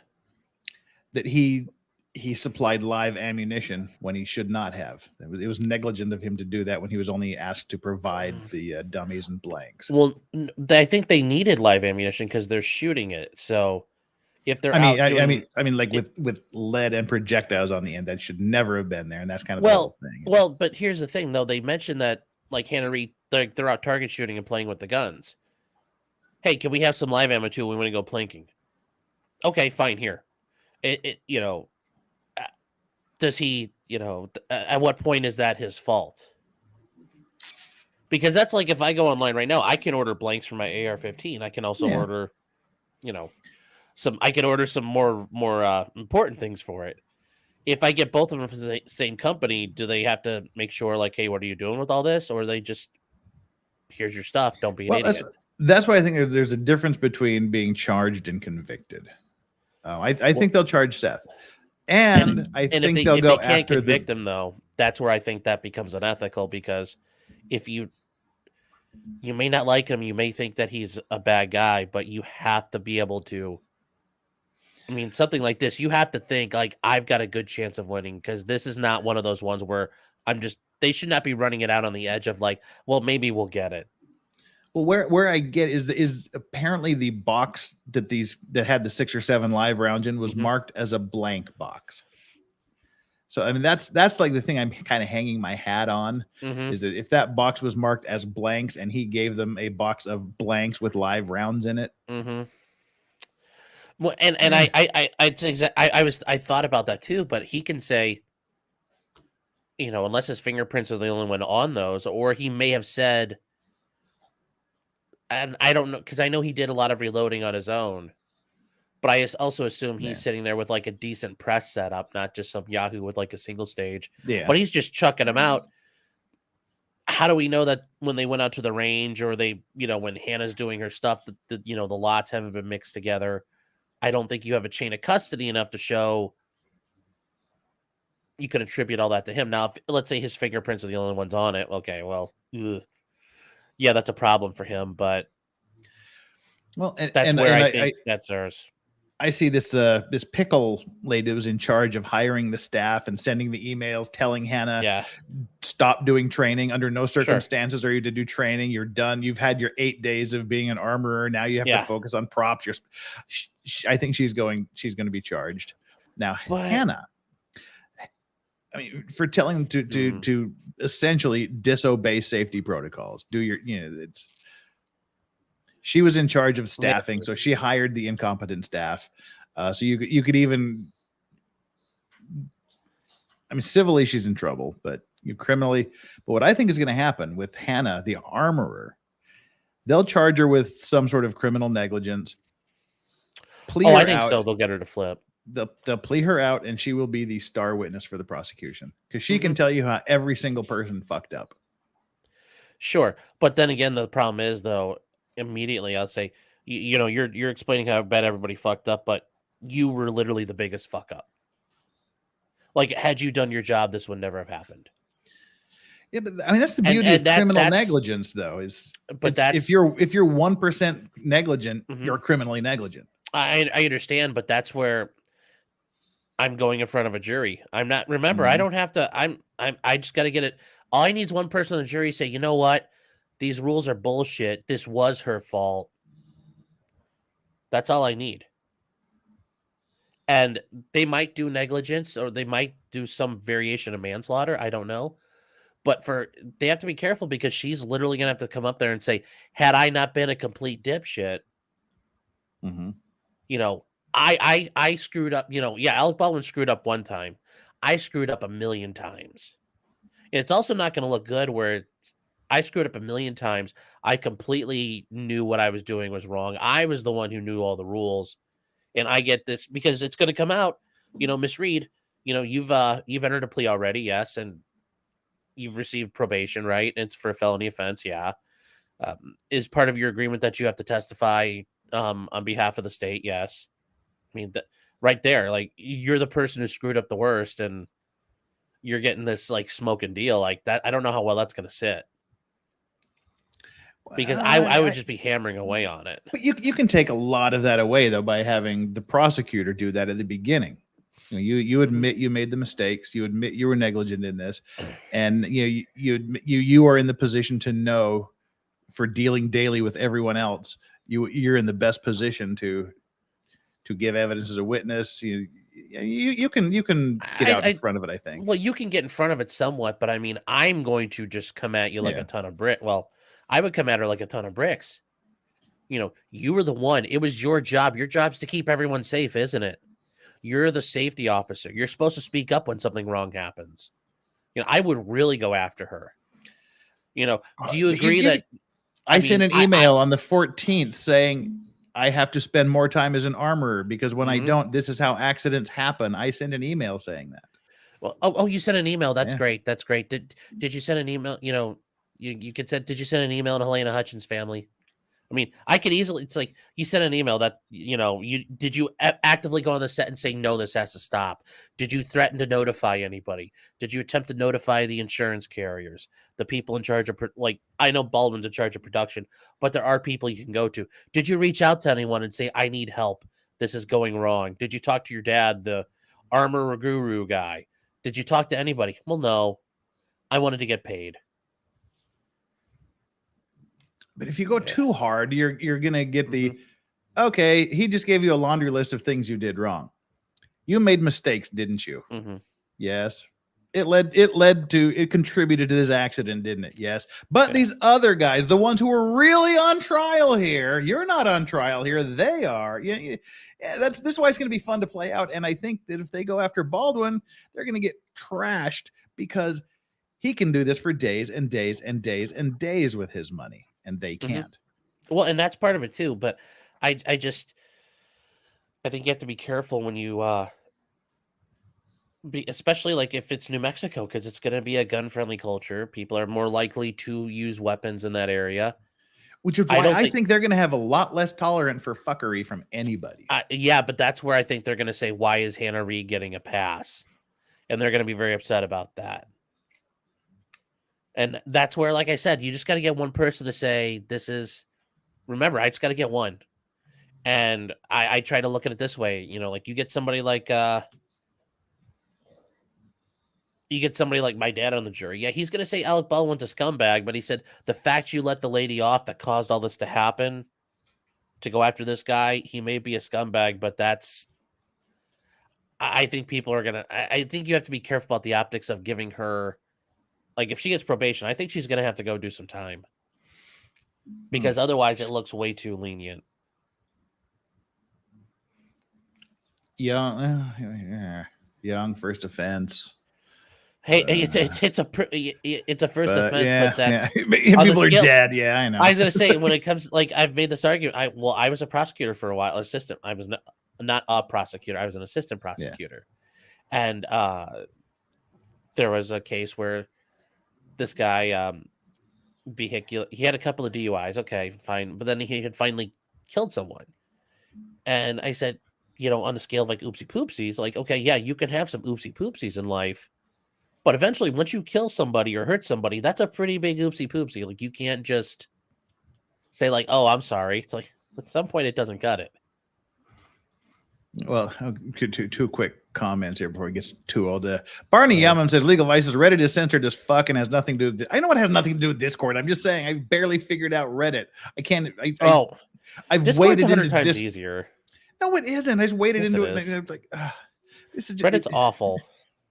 Reddit is awful, but yeah, Discord. I spent very little time in Discord, and it makes no damn sense to me the way it's organized or disorganized, as I say. But yeah, I know they're separate things, and I know Reddit is censored as fuck.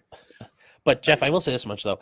I as much as I'd like to say I have this thought, I mean, I thought the whole time they weren't going to prosecute him. So, you know, you could very likely be right at this point, because I was sitting here thinking for months, and I've stated on my show Thursday nights at 9:30 for the past couple of months, when it's come up, that I don't think anything's going to happen. It's been so quiet. All the evidence has been dropped out. Yeah, I mean, I right now I'll probably have to do another I guess I was wrong video. Well, time will tell. But yes. Nate on a phone says the four being charged are John, Paul, George, and Ringo. Pete Best rolled over on them. Nice. I had a friend that just after George Harrison died, we were out having drinks, and he just looked at me and said, you know, the wrong two fucking Beatles are dead. That was pretty cold, but I couldn't disagree with him. Well, do you know what John Lennon's last words were? No. Ow, my back. I figured it'd be something like that. Is this a Simpcast, Vices? No, this is not a Simpcast, Brendan Lesko. You should know. What are we? Nobody's simping for anybody. What are you talking about? Although potentially criminal Sean is kind of cute. He's got some. He can't. You can't fault a guy with decent facial hair. You know, just saying. It's not a Simpcast, but thank you so much for the super chat. You have put us halfway to a gratuitous whiskey shot. So thanks. It's a slow night here at the end of the month, but hey. Well, so now he's selling his house. Baldwin. Well, before we get to that, he gave this statement. Said just 48 hours after. We should pull this up and read so people don't. You just always read things. Let me pull it up so we can all read along as soon as I figure this out. Close one of my 87 windows I have open for some reason. There we go. What's the title of this window? Alec Baldwin gives ominous life update. That's not clickbaity at all. Just 48 hours after announcing the arrival of his 8th child, Rust actor Alec Baldwin posted an eerie message to Instagram. Don't. Yeah, now you got the Simpsons. Don't mess with the dead boy. They have eerie powers. Yes. Eerie message to Instagram, writing in part, lots of changes coming, but my family has kept me alive. Does that include the daughter he called a fat pig on? Yeah. So these life changes, does that mean he knows has he been told he's going to be prosecuted? I think or is it the civil things? Or I mean, if I was his attorney, I would tell him from the start, you need to be prepared. You're going to get indicted for this at some day, because I can tell him a bunch of things positively, but he should always be prepared otherwise. Now, I'm hearing some Hannah simpery here. You are hearing zero Hannah simpery here. I know you watched that second interrogation of her when she was wearing that weird black thing, sitting in the office. The sheriff, she walks out, and the first thing, what does Hannah do? She starts doing this. You can't simp someone that does that, sniffing her pits and stuff on a security cam. Stuff. Yeah, not me. No simping here. I'm just saying, if I was a prosecutor, knowing what I know now, and again, I seriously hope we don't know all of it, but I would get her to flip one way or another, get her a deal, probation, so. or if you know you make a decent argument that she needs to do some time, give her a suspended sentence or something. You just don't murder anyone again. And hey, she wants to be in the film industry. She can go do some Orange Is the New Black. Yeah, well, she that's the only thing she's gonna be doing, or like OnlyFans behind bars. Or as Nick, who is it likes to say, she'll be cleaning some grout. Yeah, that was Nick the grout. Yeah. I do think though, people are talking about Alec Baldwin being able to fight. I don't know how much money he actually has. I wonder how much money he's got. Well, he hopes to get a lot more. I mean, he's probably got a fuck ton, but he purchased a house in 1996 for 1.75 million, and he's listed it last week for 16 times that amount.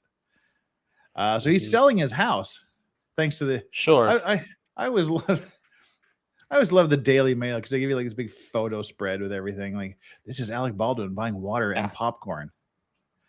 He's selling his house for 25 million. Some say it's to shield his assets and protect himself from looming legal bills. I would think that makes some sense. Yeah, but somebody's saying liquidity he's insured. Problems. Yeah, he's insured civilly, but he's not insured. You are never insured from criminal prosecution. So if he gets the money, good, he'll need it. But otherwise, I kind of get the feeling he's very cash poor. Alec Baldwin net worth. It says he's worth 60 mil allegedly, but who knows? 300,000 per episode probably for that stupid show he did. 30 Rock. Yeah. What are you talking about? Yeah. Yes, where he became famous and highly praised for being the type of person that he supposedly hates so much. Yeah. The true Chad. Don't see any cash liquidity quotes for him. So yeah, I think he's very cash poor. Yeah, I think he could be. Now, I don't think he's as bad as Robert De Niro, where he has to keep making all these crappy movies because his wife pisses away all his money. Yeah. God, have you ever heard that? Millions of dollars a month. Apparently, he yelled at his wife at somebody. Like, I guess there was some place him and his wife were arguing in public, and he said, "I have to do all these horrible movies because you won't stop spending all the money."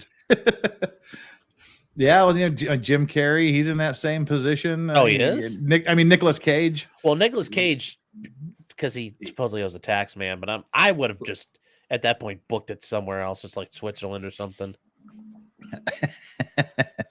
You can run, but you can't hide from the ARS. But yeah, he's going to need some cash, and selling your house. I mean, is anybody going to buy the Alec Baldwin murder house? This is where Alec Baldwin lived.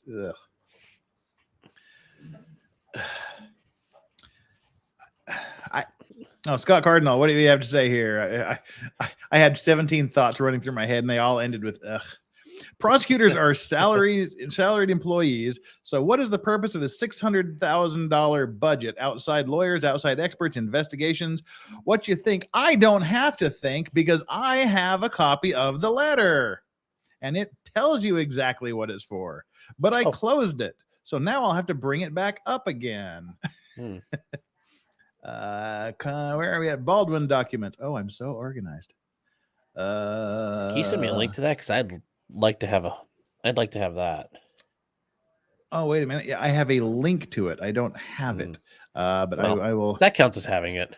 Yeah. All right. Now I have to open up another document with all of my links on it, which I jokingly call organized topics. Oh, real quick, if you don't mind me plugging something real quick. Plug away. Darrell Brooks, the guy who was held hostage by his cars that brutally ran over people in Waukesha. Oh, yeah. recently, last year, actually, gosh, yeah, 2021. It's been a while now. He yesterday tried to tell the court he wanted to represent himself. That always goes well. He started backsliding into some more and sovereign citizen nonsense. So the judge said, "We're not doing this today. You've got till tomorrow to figure out what you want to do. Sign the paperwork, and I'll have a hearing today." So if he has it, I will be covering it, but I just don't know what's going to happen. That sounds like fun. Yeah. Yeah. Always. Yes. How many people died? 6. Yeah. And he hurt 60. Yeah. When you've killed 6 people, going sovereign cit is not your best option. He's just traveling. Yeah. Something about maritime law, which fuck me as a maritime lawyer, I still haven't figured that one out. Oh, you do? That's exactly what you do? Yeah, it's pretty much like okay. 80% of what I do is maritime law. So I need to talk to you. Go salvage some. Like, do you do like the ships getting salvaged or like out in the water? Yeah. Adrift? Yeah, okay. We do a lot of salvage contracts and things like that. Oh, nice. All right, a DA letter. Here's the DA's letter. Pop a. We'll get to your question. We're going to answer your question now. There are so many expenses, Scott. I mean, even just the amount of office supplies you would need, you're going to have to spend so much more. Yeah, this is a pretty simple budget, though. Yeah, you have to spend so much money to do it. Where are we at here? We'll bring it up for the fans here. Where we got Chrome tab, emergency funding request packet for Rust. Yeah, it's a. Oh, God dang it, go away. Expand. Get big. There we go. Moving on over. There we go. Alrighty.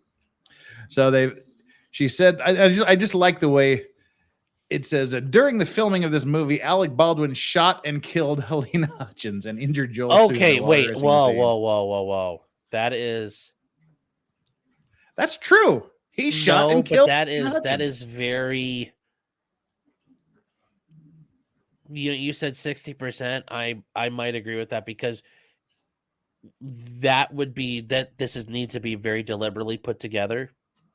That was probably reread a couple of times. That may have been drafted a couple of times.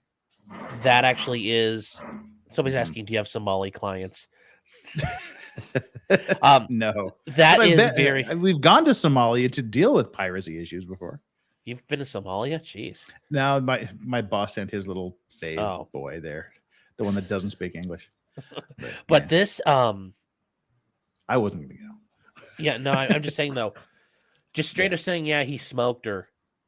That, not saying Helena Hutchins was shot and injured during the filming of Rust. She's saying Alec Baldwin did this. That, well, it could just be they're doing it for his name to sort of say, see, this is why we might need all of this money. It could be, but I think she's trying to stoke that. You're right, it could be the attention there, but that doesn't make me a little more thoughtful. Like, what is she thinking? Well, then see, since October of 2022, my office has been waiting for evidence to be examined by the FBI, which was obviously the gun, but also they've been waiting.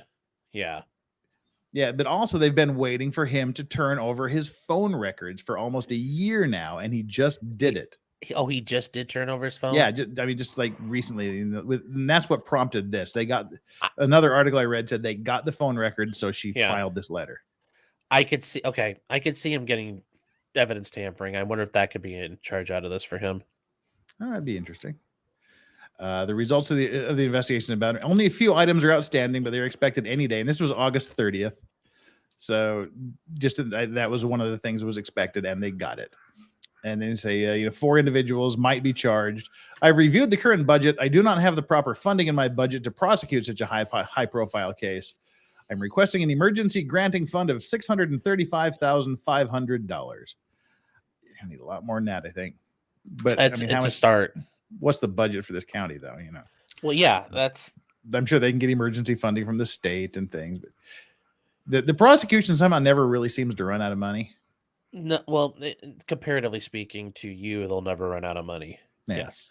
Well, which is like tomorrow we're doing F. Lee Bailey's cross-examination and devastation of Mark Furman on my channel. But it's like, O.J. Simpson bought.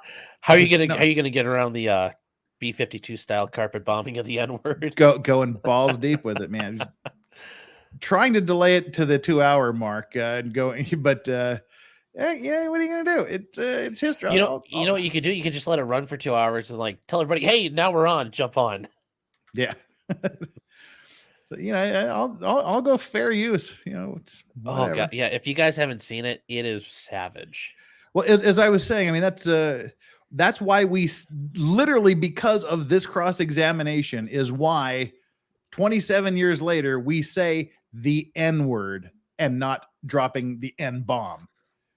We literally euphemized. Is that a word? Yes. We euphemized the word because of Mark Furman, the cop, using it a bajillion times on tape.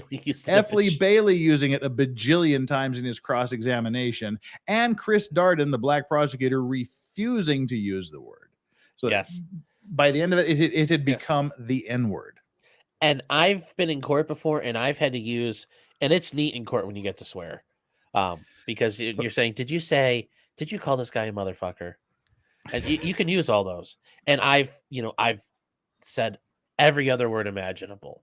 I've been able to use other slurs, but when it came to I've been like, okay, I'm not going to use that. Like, that's one you can't use. Yeah. Even if it's like this guy. And F. Lee Bailey used that like an absolute, CNN. CNN. It was a spear right through the heart. I mean, he used it like a weapon that it should have been used as. But we digress. Sorry, yeah. The LA County auditors audited and determined that the prosecution spent $9 million prosecuting O.J. Simpson. Yep. And O.J. Simpson's team spent approximately $5 to $6 million. Mm-hmm. He didn't buy his freedom. He had the luxury and ability to at least attempt to level the playing field. Yes. That's all you can hope to do. And boy, did they ever. I mean, we watched the opening statements and of both sides. Now we're going to get into Cato Kalin. That's what we're using for the buffer to get us to the 2-hour mark. Cato Kalin. But when they're going through the opening statement, the prosecution said, Johnny Cox, the prosecution said that this DNA testing is like Jurassic Park. Well, our witness is the Nobel Prize winning scientist that invented this test that she's talking about. And you're like, score one for the defense. Yes. It's like, she talked about the domestic abuse things. Well, we have the single most recognized expert in domestic violence in the state who wrote the textbook that you're. Yes. And it's like, we'll be having the #1 forensic scientist in the entire United States, Mr. Henry Lee, telling us about. It's like they just went through and blasted them with, because they could afford to do that. But I also think that was the first time some of these people are like, oh yeah, I'll go on. But now that's why you find in some of these cases where one side or another, or especially if the sides there are a lot of, the expert witness track now. They are very careful about where they go on, who they go on with. There was one of the cases I covered recently, the Matthew Moore trial. We were covering it. The state's witnesses really sucked, but nowadays that's more of an indicator of the quality of your witnesses really is a good tell on what these experts thought of your case. Because if the other side actually has decent experts, then how many good experts turn down the other side? Mm-hmm. Kind of like Johnny Depp. They found that weird psychiatrist that kept on doing the facial things. How many people did they get through before that guy said, I'll take your case? Yeah, I don't think any of their lawyers or witnesses were the first stop on the Amber Heard train. Yeah. I'm sure they had to burn through quite a few. But to answer Scott's question. Yeah, sorry, Scott. Yeah, we're getting back to this now. Yeah. Basically So they're going to each jury trial. Oh, they want separate trials? Most defendants get separate jury trials. Well, if they're smart, I would not want to try it together. Oh, no. I'd want separate. No. Each jury trial will take weeks to a month to complete. Experts will have to testify at the trials. In addition, each defendant will get a preliminary hearing within 60 days of charging. each. So it seems like they're going for Yeah, the multiples. preliminary hearing part doesn't. That's not the Yeah. expensive. Oh, if you scroll up, she says what she was looking to hire. She's going to need Yeah, to hire well, an attorney. they have the spreadsheet back Oh, she down does here it? Oh, later. okay. Yeah. Sorry. So yeah, much funding is needed. Specific numbers addressing how I came up with these 635 500.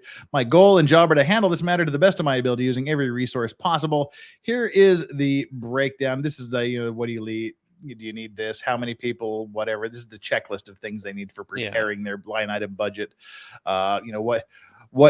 What other possible funding sources can you get? What's your austerity measures? What's been exhausted? What's the nature of the emergency? Why can't you wait till the next budget? All these just questions that don't mean anything. We quit prosecuting crack dealers to do this. That's our austerity measure. So here is the breakdown for attorneys. 100 hourly, $60 an hour. Number of hours per pay period. Okay, all right. Then bi-weekly, so they need a total of 156,000 for the lawyers. And that might be for one attorney or two attorneys. Who knows? I think that that's kind of it. The investigator, 97.5 for an investigator, and paralegals 39. The PIO for 39. Expert witness 225. That PIO is going to be important because it's going to be a PR battle. And they're going to need somebody who can go out there and make the press releases, talk to the press, the paralegal. They probably have a paralegal and an investigator already, but that investigator is running down all their other stuff. That paralegals are already doing their other things. So that it's a workload issue for them. They talk about witnesses. It's all the experts, the armors, all that, but they're probably going to go find a trial consultant or jury consultant. And those people aren't cheap either. So there are, just the manpower alone is going to be, when you were asking Scott, like who they're going to hire, well, they're going to have to bring in more bodies because this is a case in and of itself. Like whoever's doing it, that's going to be your job, is just Alec Baldwin and these morons. Yeah. And this is the bulk, is the expert witnesses, three experts at 75,000 each. Yeah. And that's being very, that's just planning ahead for it. Yeah. And Sean was being serious. Like you have $80,000 budget for materials. That's like office supplies. Yeah, and they're talking about the transcripting it, but that's like transcripts every day being prepared at the end of court every day. You've got to have a court reporter who can do that because let's say, just for example, you have some rinky-dink misdemeanor trial, and it goes for like a day. That's like $1,500, $2,000 to get the transcripts done. And that's if I'm doing the appeal, that takes a couple of weeks. So it does take time. But all the questionnaires, getting information out, folders, paper, printer ink, because this is an entire thing think about how much paper you're going to need. How much ink are you going to need in your copy machines? You can't just say, oh, well, we'll keep using it. You'll run your office dry. You'll bleed yourself dry of everything else. Pens, paper, you name it.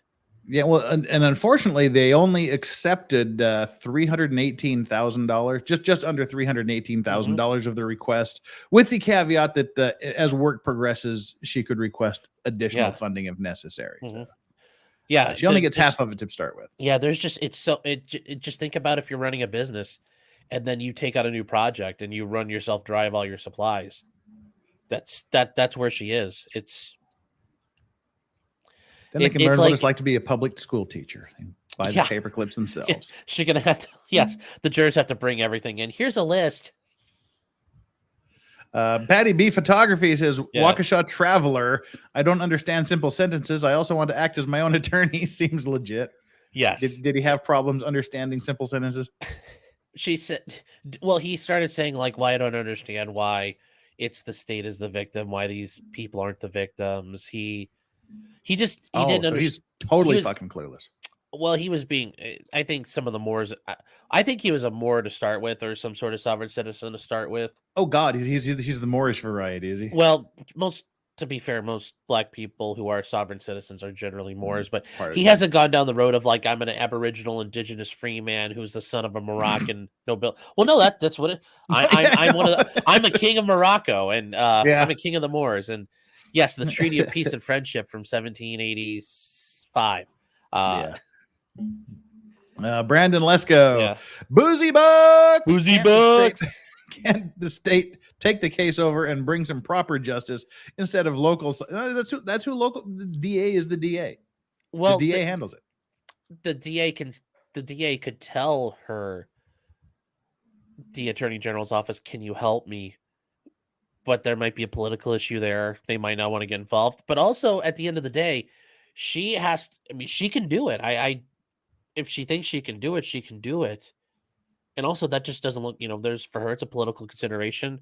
Hey, I went and fought the good fight against Alec Baldwin. Not, hey, it got tough, so I asked for help from mommy and daddy down in Santa Fe at the State House. Is that the capital of New Mexico? Yeah, it is. But they can't take over unless they're asked. So Any chance they wouldn't even if asked. Yeah, now they might be able to say, "Hey, look, we'll throw money your way if you need it," but I don't know. Maybe she also might be somebody. Let's say she's pissed off because it is a Democrat state. Politics have a play. Like maybe she pissed off people in charge down in the governor's mansion, and they're like, "Hey, screw this lady. We're not going to help her at all." But I don't recall any cases where the local DA said, "I can't handle," because the DA is an elected position in most places, and he said, "I can't handle one simple accidental shooting, so I need help." This is a. I mean but here's where I'm at in Ohio. This happens where, right now in Ohio, there's a murder case being tried. The guy, like I don't know if you heard about this a couple years ago. Whole family of 8 people was murdered in their on their family farm. The Attorney General's office is trying the case. Mm-hmm. I mean, the county prosecutor there is helping, but they needed help, and that does happen. There are times where, especially like in rural counties, death penalty cases, that prosecutors, maybe the last time they tried a murder was 25 years ago, before this guy even was alive or working. So there are times where that does happen. It's like, look, I don't have the resources, the ability to try a death penalty case. I've never tried one. Hey, state, can you help me out? You've got people who are professionals at this. That does happen. So this might just be, I need help for the logistical support. Who knows? Yeah. Well, the TG 1987. Thank you so much for the super chat. Any interesting maritime treasure salvage cases you could cover? The lawyer in my head, finders keepers, only disclose half of what you found. I haven't. We do the Spanish Maritime government Monday. claims this post. Yeah, we do Maritime Monday every Monday with the maritime accidents and casualties and things. Haven't done any treasure. We haven't done any treasure cases. Let's see if there's something fascinating. I like more the legal side and whose money is it. Have you talked about Spain claiming everything? Yeah, well, yeah, it's like, those are Spanish coins. They came from the Spanish mint. They're government property, and then you get in a whole bunch of boring litigation and things. Brandon Lesko says Potter and Chauvin. Yeah, well, I mean, those are such. I don't know if we'd put this on the same high profile level as those. Oh, these are going to be higher profile than that. I mean, it's Alec Baldwin. Like, I mean, how can you? Oh, and by the way, Brandon, you just pushed us over the obligatory amalgamated booze shot amount. So yeah. So I'm gonna get a drink. Thanks. I'll be right back. Look what you've done. You've caused him to morning drink. Not like a drink. It's way too early for that. Oh, okay. I was gonna say I think you've caused him to morning drink. Brandon, you pushed us over the edge. Thank you so much. Smooth. Yeah, well, he goes in and gets that. Wonder what he's going to be drinking. I know what I'd be drinking. So if he's there in Central Time Zone, that means it's 10 a.m. That's at least a mimosa. So yeah, I'd at least be into the mimosas by 10. That's why God invented mimosas, so you can morning drink and not feel guilty about it. But I'm a degenerate. So did you get a mimosa? No, not yet. Okay. I was saying that's why God invented mimosas, so we can morning drink without a guilty conscience. No, I actually I have some phone pre-trials and things to do today, so I gotta hold off. Yeah, you actually have a work day ahead of you, don't you? Yes. It's only 11 here, so. Yeah, it's like when Brandon Lesko was throwing shots at me last night. I'm like, he's like, oh, let's make it Tipple Tuesday. I'm like, yeah, that's followed by Work Wednesday. Don't forget that.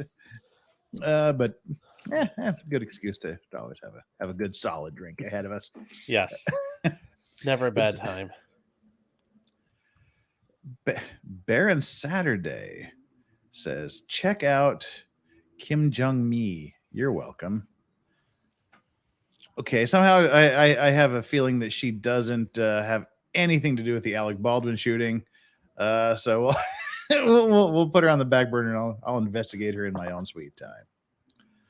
All righty. Well, so we've got this deal. The request for money, it's in. They're clearly going to charge somebody. Somebody they think they need a trial for. And that language really, I'm gonna have to revise my comments. The fact she just straight up says he air conditioned that lady. Yeah, just Swiss cheesed her right there on the set. So we need some money. He center punched her. I'm like, okay, well, she's not beating around the bush. So yeah, I think she is going after him, and I think it's gonna be, and I don't think it's gonna be negligence. I don't think it would be negligent homicide. No, because or whatever they call it there. Because foreseeability in your actions.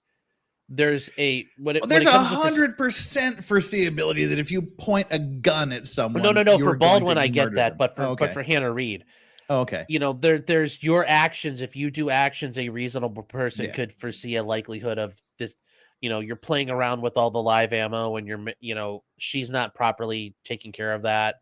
A reasonable person, this is why you have gun people do these things, would say, hey, it's reasonable somebody's going to get shot, not like, we're professionals, we do this all the time.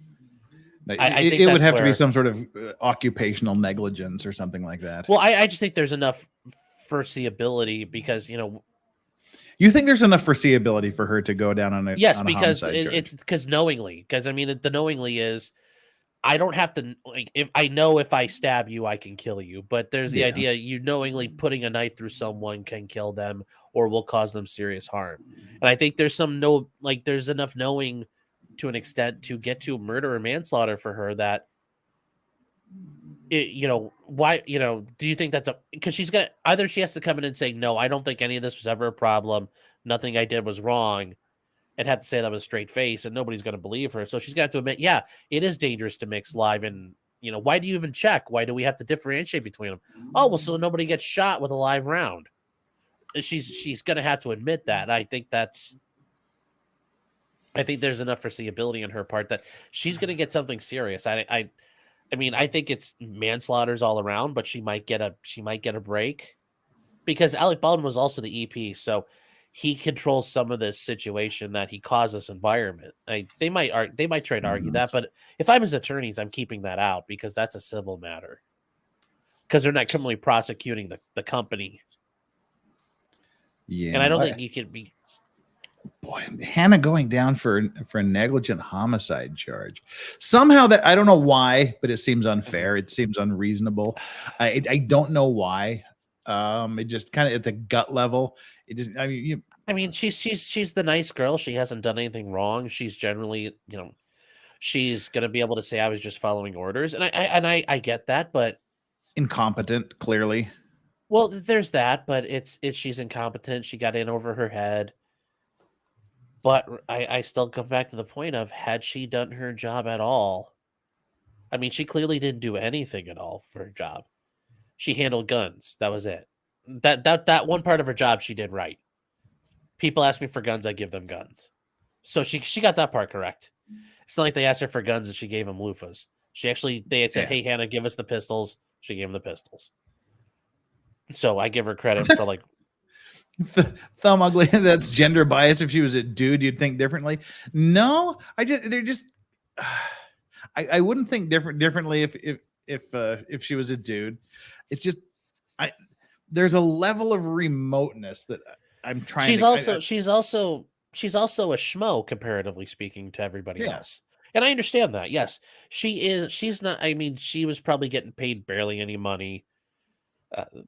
This was our first big job, and I get all of that. But if you're when you do maritime law, if you're the safety officer on the boat, it falls on you at the end of the day. And the second officer or the, I don't know, first mate or the, I mean, that's kind of where might ask you to walk the poop deck. Well, you're supposed to stand up and say no. Safety first. That's kind of where I have my problem. It lies somewhere in there where David Halls was the person he was the assistant director. He was responsible for safety on the set, and Hannah was 2 tiers under him. Mm-hmm. But it went from him to Sarah to her in the chain of command. But you shouldn't think of it as levels. Think of Hannah as the foundation for that pyramid. Because does she lay the proper foundation? But then she handed this weapon to her boss. Yes, and that's fine. Handed it to him. Yes, and does that break the chain of causation from her perspective? No, because she created. Because let's say somebody, she created the situation. She left the guns unattended. Okay, well, who knows what could have something happened? Yeah, well, you left the guns unattended for like an hour, just sitting on a cart. Okay, that's a problem. Well, could the ammo have got in there? Sure, the ammo could have got in when she was loading it herself. We don't know. We'll never know. But she's the foundation. She's the baseline for the safety. And if she doesn't perform her job, the rest of it's all shaky. And sometimes, they had 2 instances of it working out where it just... Now, what I want to know about those negligent discharges, because they weren't accidental, they're negligent. Were those with live rounds or really just blanks?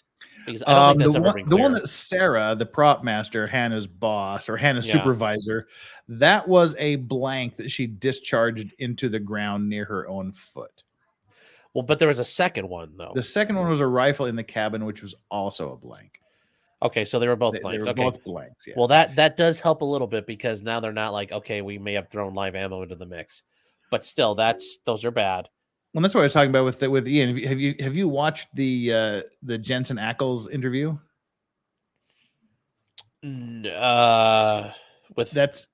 just came out a couple of days ago where he was interrogated by his police interrogation video. I had not seen it. Spot on. Dude was sharp. I mean, I just think of the dumb old Dean from Supernatural, but guy is. I mean, he is responsible as shit when it comes to firearms. Wait, was he on the set, or did he have an? Yes. Wait, who did he interview with? With the sheriff's department. It was his police interrogation video. Was he in the movie? Yeah, he was he was the protagonist. He was the antagonist. Okay, and I mean that was what he was saying. He was saying that we just talked about this with Ian, but he was pissed during this interview, and his wife was utterly traumatized by this because Baldwin was practicing to point that gun at him. Oh, I guarantee it for him too. That he's on set and and he was just kind of doing something off to this just outside when this went down. He was practicing to point that weapon. Well, and I have the feeling when Baldwin finally did it, he's kind of like he said I believe him when he says he's talking through. Okay, so here's bad guy. I point gun. He's probably pantomiming his way through it and talking through it. And okay, so he's here. I pull trigger, bang, and it's go boom instead. Yeah, I guarantee you that's 100% what they were doing. Yeah, that would absent him outside. I don't know if Jensen smoked cigarettes or was hanging out with his wife, or he wanted to go get something from craft services, or go sexually harass one of the interns, whatever it was he was going to do. I'm not saying he would do that. I'm just saying insert whatever activity he was going to do. Yes, that's very much a but for the grace of God. Yeah. Yeah, and it's like he said, he said his wife is literally traumatized by this. Oh, sure, she should be. The fact that he had to have he was pissed. He was just pissed. He would have been pissed too, but I'm sure he had one night though in the past 11 months where he sat there with a couple fingers of something and said, "Damn, that was close." Now, I have had, and this is kind of a weird thing to talk about. I have had one really, really bad incident with a firearm in my life. And I to this day, I don't know how it happened. I was doing something in the house, and that was like, seriously, it was a couple finger night that night, and I can't remember what had happened, but it sort of ended up with this Smith and Your Wesson ex-wife 38. wouldn't stop talking. Yeah. This 38 police special ended up somehow. I was dropping it or something. And I went to catch it. You caught it. And You caught it in the finger guard. yeah, and it was somehow pointing at my head, and I pulled the trigger, and it was loaded, and it went click. The first and last time ever in that gun's history that I'm aware of that it has misfired. I don't, and I'll tell you, I mean, that was like, because my wife was there, my then wife was there, and I was there, and that house was fucking silent for 30 minutes. It was just like one of those bobble click. And I went, fuck, that was loaded. Jeez. It just misfired. Whew. The first, did you save that? Did you save that round? Oh, fuck. I probably would have saved that one. It's still like giving me heart palpitations just thinking about it. Oh. God, I haven't thought about that for a long time. And that was when I was in law school. That scared the fuck out of me. Oh, I bet it. God. Well, yeah, it's like people saying divine interventions. I have zero explanation for that. You should have bought a lottery ticket right there. And I mean, this was my grandfather's service revolver from when he was in the Chicago police force in like 1930s, 40s. And so it's an old gun, and there's zero stories, and I've had it since I was 16. And there's zero stories ever of any the gun malfunctioning, any misfire from the rounds. There's never been a story before or since. And it was, yeah. It's insane.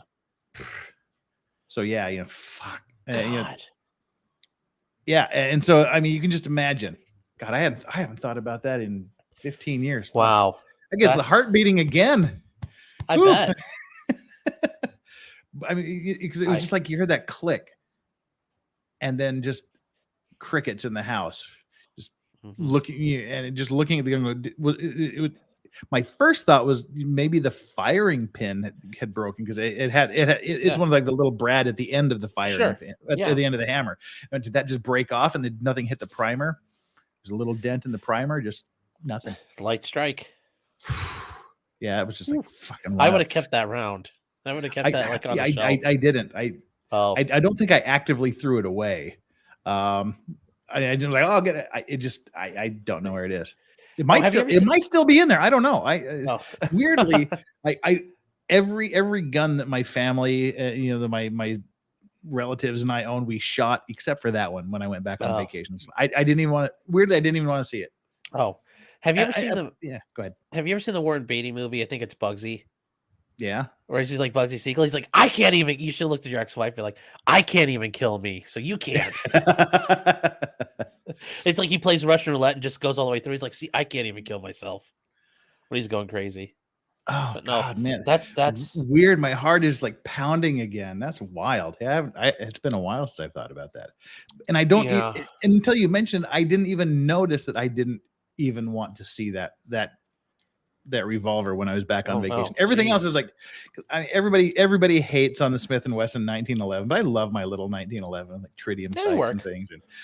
And I mean, I was like, where is it? Where is it? I haven't seen it for 3 years. And my niece's husband, he's got me this beautiful decked out AR-15 sitting next to the bed where I was going to say, you guys are taking care of it. I didn't even ask to see that. I guess I just didn't want to see it. Weird. But anywho, so yeah, Jensen Ackles is awesome with this. He's righteous indignation throughout. And he's like, I'll have to watch it. Yeah, he was saying things like, she does, I've been in this business longer than she's been alive. But she was asking me, are you familiar with handguns? And I thought, this is her job. So I'm just going to kind of mess with her. I told her I knew nothing about firearms. And he said she walked me through the process. She went through the training. This is a bullet. This is how you load it. And she walked me straight through the whole thing. And then after this lengthy training, she said, do you want to go out and, fire a few rounds to sort of get a feel of what it's like when it goes off? Dummy rounds, of course. Not dummy rounds, blanks. Yeah. Sorry there. But he said, so we went out to the shooting area. Then I just whipped it out, fanned through 6 bullets, and did a double backflip and stuck it in my holster. And she's like, "You son of a bitch!" Said, but that was her job, and I let her do it. Well, see, and that's what a professional does. Yeah. Walk me through it. And if he really is a professional, he said, you listen to it because she does her thing and then you do it that way. You're like, okay, well, I follow the rules. Well, and he also said something that was very, very anti-Baldwin. I'm sure a lot of people would say something. Yeah. I mean, he said, I don't care how many people have checked that weapon. You put it in my hand, I'm checking it myself. He said, I inspect every weapon. I inspect every round that's in that weapon. And then I dry fire 6 shots into the dirt before I do anything with it. And he might get away with that, but generally speaking, and my girlfriend, the future Mrs. Potentially Criminal 2.0. I know we talked about the last time on Simcast or Pimcast. Well, I'm a simp at the end of the day, so she mentions it. She went to her undergrad is in theater, and you learn how to handle weapons, and part of that is she said, because she learned to do all the stage work. You don't let, because every other Yahoo actor out there. I mentioned this before. I don't think I mentioned it to you, but when they filmed the movie Fury with Brad Pitt, I read a story in like one of the articles somewhere that like Shia LaBeouf was screwing around with a gun, and Brad Pitt like about knocked his teeth out for it. Good. So, but that's where, do you really want Shia LaBeouf dicking around with figuring out if this weapon's secure or not? No, they have the rules, they have protocols, and those I think I came in when you guys were talking about it. Those rules and protocols exist. They've been enforced, and they do a great job protecting people. So they do. And that's why you should beat the fuck out of anyone that acts like that around a gun. Yes. Because you have to have respect for that. Yes. And Jensen may be fine. He may be, and he probably is confident enough that, and yes, I would want to check it myself. And honestly, if we're playing around with guns on a set, I would want to check everybody else's guns. That's a big thing too. Like if we're in a cold zone, if we're in a cold room where nobody's supposed to, like, I want to see what everybody's got. But I understand some, like, for a lot of, you don't just let every random actor, like, because they'll start shooting themselves. They'll start fucking around. Yeah. Especially if you're like me and are just accident prone. I was just noticing today, I have 5 cuts on my hand from ice. Like ice cubes. I've cut my hand, like shards of ice. I have like, these like gourmet crystal clear ice balls and cubes and sticks and things. Okay. And I like, they kind of have to look. I literally have 5 cuts on my hand from the sharp corners of ice cubes. When you crack them, when you break the cubes, you crack them, you break them, or you get like little sharp ridges on them. And you go, oh shit, I laid myself open. So yeah, I don't want to do things like that. But weirdly, if you watch this interview, the thing that shook him up most in this interview was when the police investigator, when he said that he dry fires into the dirt 6 times before he does everything. Said, did you do that when you got your weapon in the morning? He said, yeah. And then it's like, after lunch, did you do it? And what shook him most, he said, I can't remember if I did that or not. And weirdly, that was the thing that bothered him most, was that because he might have shot someone too. Yeah. He did not recall if he went through the protocol he always goes through. Yeah. In fact, he had no conscious recollection of whether he did or not. But that seemed to really freak him out. The whole trauma of that thing probably blanked it out. But yeah, he and some people are saying, well, Jensen will do it because he wants to. That's fine.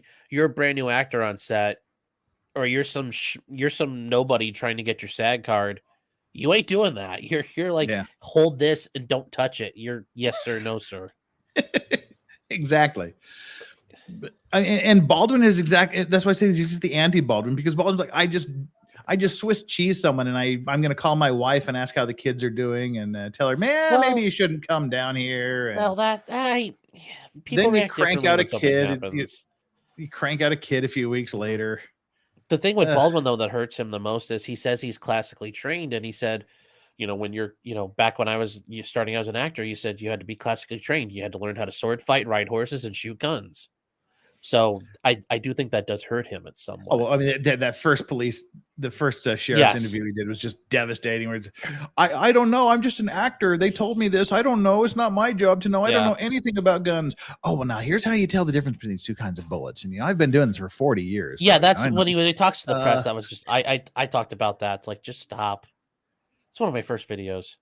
Well, then did you see the Chris Cuomo interview?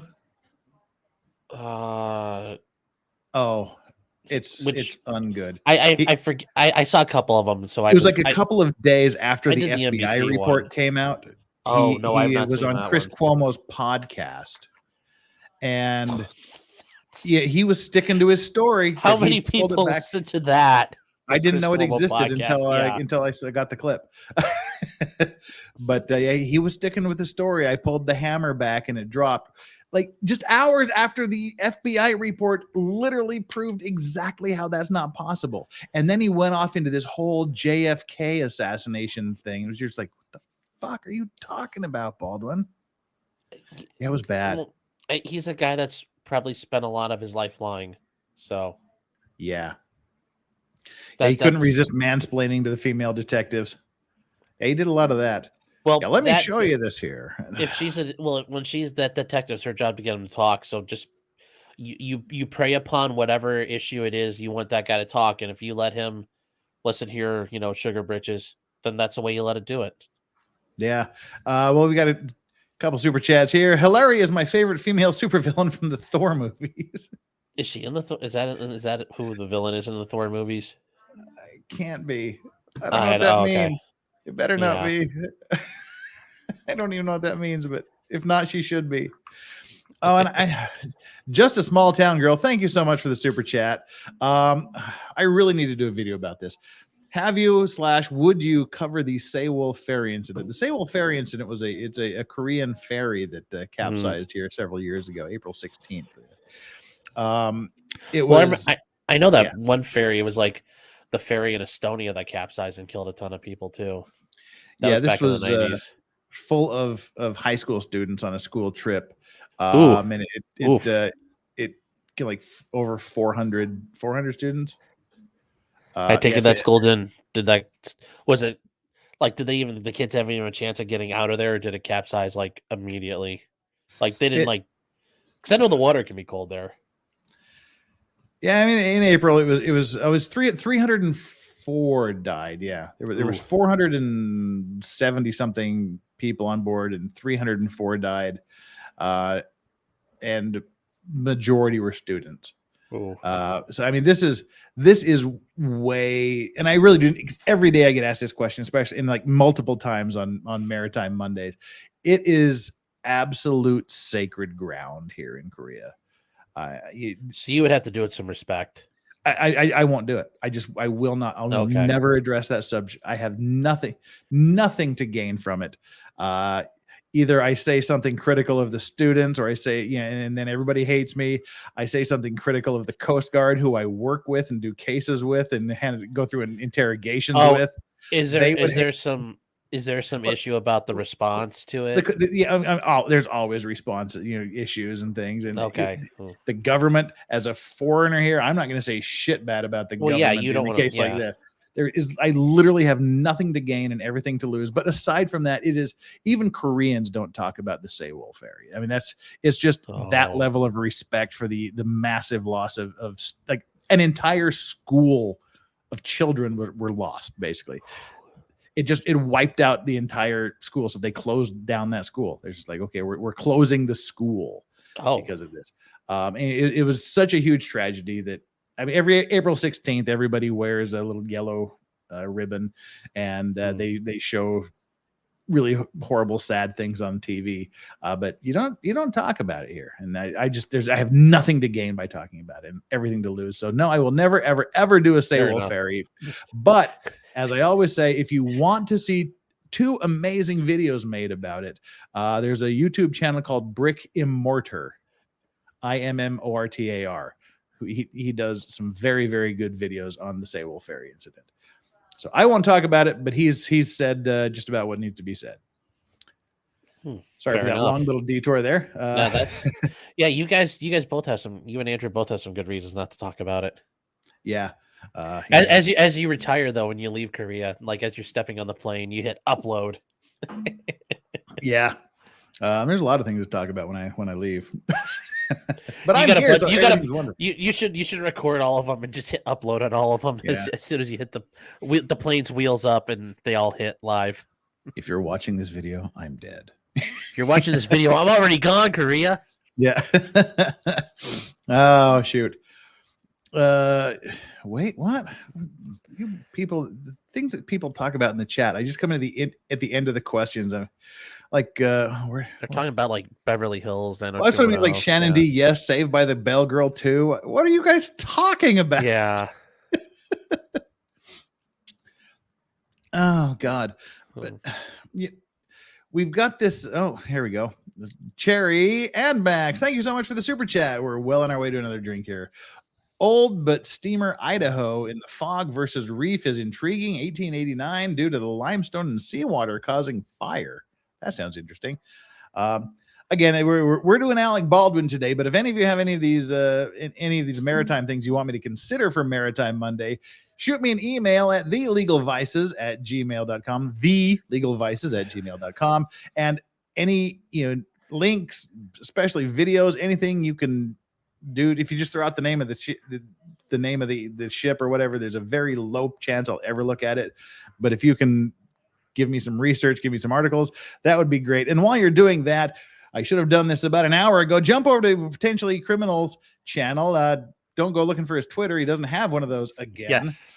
What got you yeeted this last time? Somebody said, somebody narked me out, and that I came under a different name. So I think in the future I'm gonna have to figure out a way to get a new way on, and I'm gonna just have it be some obscure name, and I'm solely gonna use it for I won't ever interact with anybody, period. It's gonna be a dormant account that just has a lot of DM traffic in it. That's gonna be my way going forward. And that's Nick. Although I still think everybody, if you're cool kids, you come on Discord and do it, but that's me. I'll just have to figure out how to use that newfangled technology. But go over to Potentially Criminal on YouTube and make sure you subscribe to his channel. If you know who I am and you don't know who he is, then you've got problems. So get over there. Thank you. What while we're in this little grift pause here, what do you got coming up? Well, right now I'm actually I got a couple of little things I'm working on. My big one, this has turned into a monster for me. I'm working on Julian Assange, and it's kind of like my big. I was like, oh, it's my big summer project. Now it's turned into my big fall project.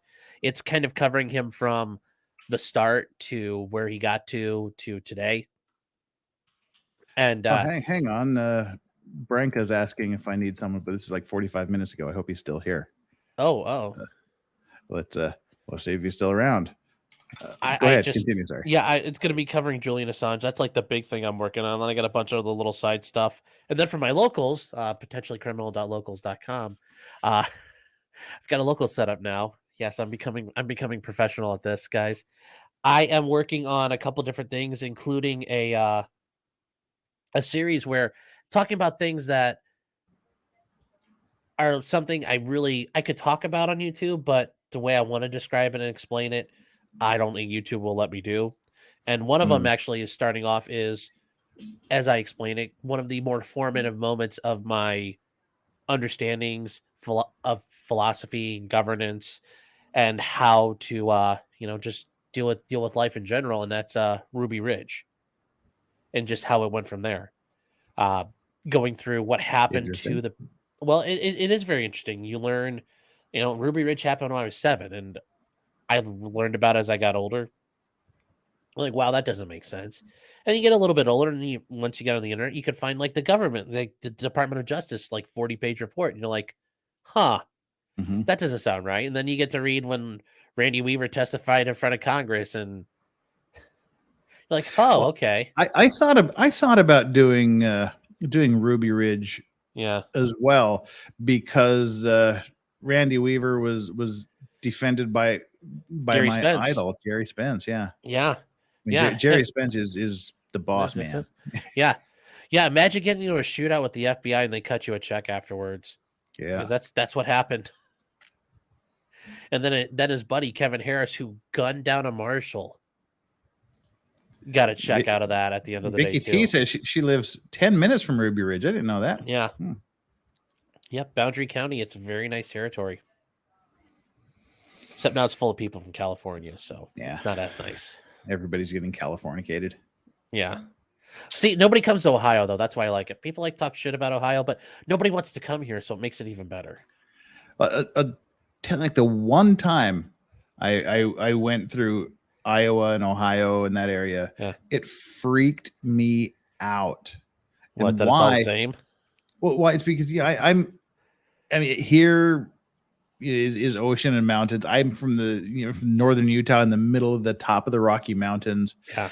And when you just get out in the middle of literally horizon to horizon to horizon to horizon, a cornfield, there's no fucking way to get your bearings, because the mountains are always over here or over there.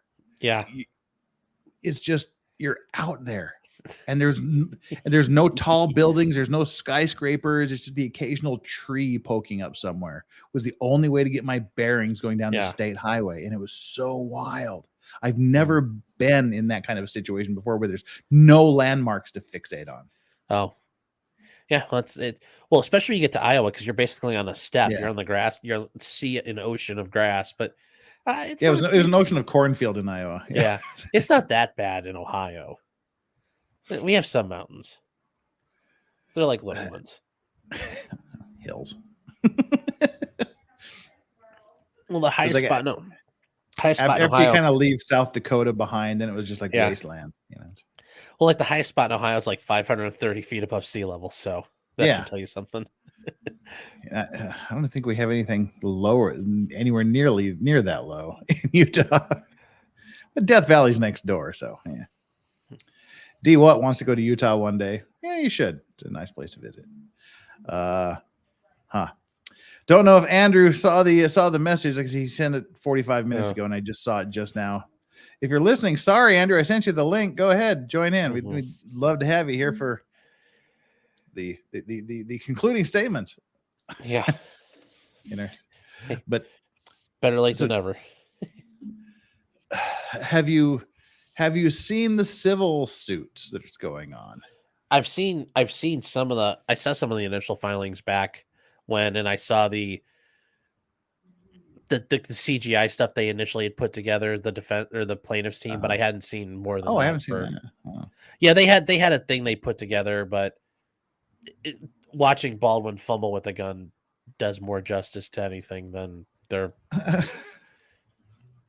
Well, the one thing that fascinated me was Alec Baldwin filing a demand for arbitration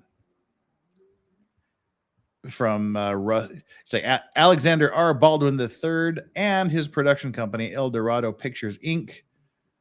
against the Rust Movie Production LLC. This was kind of the last thing I wanted to address today, because there's a lot of information in this. It may even be a subject for a completely separate stream, but you learn a lot about his relationship to the company, a lot of relationship to the movie, and a lot of the information relating to the Hutchins family. Yeah. This is also how all these actors who are big name, they all do it this way, where they have their own little production company that they're an employee of, that the production company for the movie works with. And he's got some very interesting words. Arbitration is a bitch, though, if it's out there. Yeah. Although again, if he's is he asking to be in debt? Well, yes, it's an indemnity claim. I was gonna say, yeah, it's got to be indemnity, because otherwise he's not suing Russ. So I wasn't sure. Yeah, it's exactly what it is. An unspeakable. See that there's a difference between the prosecutor saying Alec Baldwin shot this lady versus him saying it was an unspeakable tragedy. Yeah. Well, at this point, two things are clear. Someone is culpable for chambering the live round that led to this horrific tragedy, and it is someone other than Baldwin. This is Baldwin's lawyer writing this, by the way. Baldwin is an actor. He didn't announce that the gun was cold when it really contained a live round. He didn't load the gun. He didn't check the bullets in the gun. Well, that's a problem, I think, but that's the This is all problematic admissible in court statements for the criminal case too. Yeah. So this is the dangerous part. Yeah, he didn't purchase the bullets. He didn't make the bullets and represent that they were dummies. He wasn't in charge of firearm safety on the set. He didn't hire people who supplied the bullets or check the gun, and he played no role in managing the movie's props. Each of those jobs was performed by someone else. Again, this is the problematic one. He didn't check the bullets in the gun. Baldwin trusted the other professionals on the set to do their job, and that's how people die. You trust. I don't care who you are. You put a gun in my hand and say, "Oh, this is an empty gun." Point it at Sean and pull the trigger. I'm not doing it. I don't give a fuck who you are. And I'm glad you don't. Yeah. But but we do rely on professionals in our life. Like, I don't get out and check the guy who was bolting up the side of the, turbofan on the 737 to make sure he didn't leave a wrench inside. You do have to trust professionals at some level to do their jobs. Mm-hmm. This is a little more interpersonal, but I still think he has an argument. Now, how far it gets him is the issue. And Baldwin also found himself on set with a gun pointed at him. He has therefore been trained. This is not something he should have said. He has therefore been trained for decades about gun safety on movie sets. And he received similar training from Reed on the set of Rust. Yeah, that's where he does the whole "I'm classically trained as an actor." Yeah, that is bad. He should not have included that. Yeah, that does not help him at all. No, he should have said, "I followed the training Hannah Reed gave me." Yeah. That would have been acceptable. The facts make clear that Baldwin is not culpable for these events or failures. Baldwin therefore brings this action to seek indemnification under Section 9 of the Producers Agreement as attached in Exhibit 1. We'll get to that in just a second. The parties... Now, this thing, if the parties are unable to resolve any dispute informally, then such dispute will be submitted to final and binding arbitration. And so this means it's not going to be in court. It's going to be some... I don't know. It could either be an industry professional, or it could be a judge, or it could be a professional arbitrator. I'm betting it's an industry. Yeah. If he is smart, he picks somebody who, whatever arbitration the actors use, that would be helpful to him. Although he's only doing it as the producer, not as the guy who actually did it. Well, he's doing it in his own name and his production. Oh, he said his own name. Okay, I didn't see that. He apparently has a indemnification clause with his own production company, of course. Yeah. And then this indemnification between his production company and the Rust production company is really favorable to him. Well, that's well, when you're the executive producer for the movie, you can do that. Well, here's where he explains his role as a producer on the film. Rust had 6 credited producers: Ryan Smith, Nathan blah blah blah, and Baldwin. Smith individually and through his production company, Rust Movie Productions, was primarily responsible for Rust's day-to-day operations. Smith and his associate Gabriel Pickle hired the crew for Rust. Baldwin's only involvement in Rust's finances was his forfeiture of his own fees that he gave back to the production to enhance the budget. His total compensation package was set at $250. He gave back $100, and he invested an additional $37.5. So he's basically saying his entire role was to give back money, but they talk about it further on down and getting these stupid emails. But basically, he was in charge of the creative side of things. Well, yeah, that's what the executive producer does. Yeah, not the financials, not the hiring of incompetent people. He said, in this circumstance, he has no authority to choose the crew or otherwise direct the non-creative aspects of the film.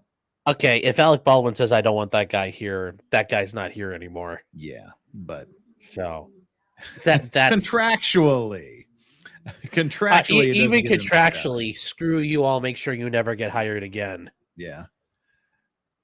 So this is where we get into the fun details. On October 6th, 2021, Baldwin and his production company, Eldorado Pictures, entered into a producer agreement with Ryan Smith and Rust Movie Productions, emphasized that his and Eldorado's Pictures is a creative role in the Rust production. And he maintains that the producer's agreement provides that Baldwin may not engage the services of or facilitate any other third party in connection with Rust or facilities without the Rust production company's prior written consent, indicating that Baldwin had no independent authority to make the hiring decisions in Rust. He's setting up a defense here of I didn't hire these incompetent people. These incompetent people were hired by Rust Productions. And I'm sure the depositions of these other producers is going to say something very different. Yeah. Given how egocentric he is, there's no way he didn't get involved. And here is this. Well, go ahead. Continue. No, I just assume when you have a bigger star like that, they would get involved in these rules. Yeah, we have agreements, but you understand, you know this from dealing with contracts and dealing with issues when somebody screws up. You find out, yeah, we had rules, but nobody really played by the rules, or they were kind of like, yeah, whatever. We do it all the time. So I guarantee you the depositions in this are going to be amazing. Oh yeah, amazingly bad for Baldwin. Oh yeah. This is the indemnification clause, and what an indemnification clause is basically is if it's an agreement that if I have to pay money, then you pay me back. In its base form, that's what it says. And this says here that the Rust movie productions shall indemnify, to pay back, defend, and hold harmless Eldorado Pictures and Alec Baldwin from and against any loss, any damage, any liability, any claim, any demand, any action, any cost and expense, including attorney's fees and costs. Holy shit. I just kicked my computer and my screen went blank. Okay, I can. You're still on, Jeff. Yeah, I've just powered off the monitor. Okay. Go ahead and talk while I unplug and replug my monitor. And guys, that's the neat part about an indemnification agreement. For what if they're written properly, it's like having a force field around you, because yes, if this is upheld, then yes, he could be protected. That he's indemnified, they'll defend him, they can't blame him, and that they pay for his attorney's fees and costs. I mean, it is an awesome deal if you can get one, if you have a really good indemnification clause. So they can do so much for you. Hi. Yeah, hey, you're back. But yes, what did I miss? Nothing. I just started we were talking about the Seawolf Ferry. Talking about the Korean Coast Guard. I would have grifted like a motherfucker. Yeah. Well, it was good. Okay. But no, I was just commenting that these indemnification clauses, it's like a force field, especially if there's like this one is super robust. Yeah. Yeah, it's especially when we get to this wording, like any loss, damage, liability, claim, demand, action, cost, expense, including attorney fees arising from or in connection with Rust Movie Productions' breach of any of its representations, warranties, or covenants, or two, Rust Movie. This is the important one. Rust Movies' negligence and or willful misconduct.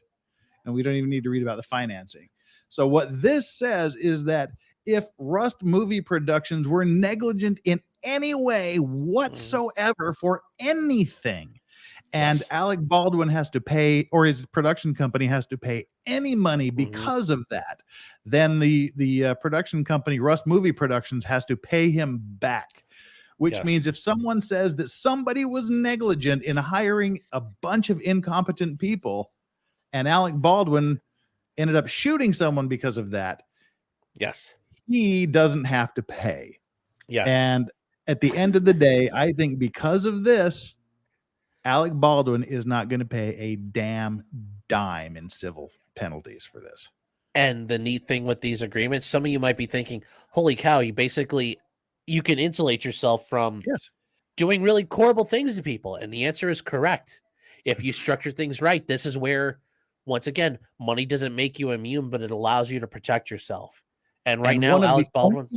And one of the only outs is if he did it intentionally or with gross negligence. Yes. And gross negligence isn't just negligence. Gross negligence almost means the same thing as an intentional act. You just literally gave zero fucks and you didn't care if that was loaded or not, and you just started pulling the trigger at people. Yes. Yeah, or if they weren't talking, he just went boom. And yes, that would be the intentional act. But yes, if this is held up right and the courts hold it properly and that there were no, now certainly Alec Baldwin had a way in shaping the Rust agreements. His attorneys were involved in that, but this is where you pay your money to an attorney. They can, if they do it right. Yeah, it's a fireproof suit. And it depends also. I mean, it doesn't really. I mean, I think he's pretty well armored up with this clause, but it could be even more favorable for him depending on how the contract between the production company and the armorer and the prop master and everybody else was structured. If they're hired as independent contractors, it doesn't provide much of an additional protection to Baldwin. But if they're employees of the movie, then we have this little thing we call respondeat superior, which basically means your employer, if you're doing your job, if you're a pizza driver and you're delivering pizza and you're minding your own business, doing a good pizza delivery, and you drive over someone and kill them, your boss can also be held civilly liable for that. And so if Hannah is an employee of Rust Movie Productions, and she negligently doesn't catch the live rounds and negligently gives a live round loaded weapon to someone who dies, and Alec Baldwin pays money for that, then you can be held liable for that. But Mr. Self-Defense expert himself is here. Hello, sir. How is everybody? Hey, Andrew. Pretty Like your background. good. Thank you. Yeah, we moved into a new office, so they put this decal up on the wall behind me. Oh, very nice. So I'm going to go out on a limb and think you might have some comments on this. I don't know, where are you guys at? You were reading a court filing there. It looks like it was an indemnity request from Baldwin's production companies. It's basically it's a really, really powerful deal, which basically Rust Movie Productions is negligent and I suffer for it. You indemnify me. So it looks like he's going to get away with literally not paying anything from the civil side, but we were doing that just to fill time. We can definitely go back and talk about the fun part of it, which is all right. Give us your Vegas odds on who is going to go down and what for, and the possibilities of convictions. I mean, the only person I've looked at really closely is Alec Baldwin himself. The others I haven't been too concerned about. I don't mean to be insulting, but they're kind of nobodies in the scheme of things. Yeah. And I mostly focus on criminal liability rather than civil. And while there's, I guess, potentially some risk for criminal liability for them, it's much more tangential than for the man who was holding the gun that discharged and killed the woman. For Alec Baldwin, it's a pretty open and shut case of involuntary manslaughter on a number of different legal paths under New Mexico law to get there. It's a felony. You'll be surprised to hear it's only a 4th-degree felony in New Mexico. It's only good for 18 months in prison. I was thinking whatever would be their equivalent of a negligent homicide. Well, we have to be careful with these rise to that level. I mean, involuntary manslaughter. For some reason, I hadn't even thought of that. I think so we really need to distinguish between what's really meant by negligence versus recklessness, right? So if it's merely a negligent killing, like I don't know, you're driving a little too fast in the rain and you can't stop in time and you run somebody over, you should have known you were creating a risk that you could kill somebody, but you didn't actually know.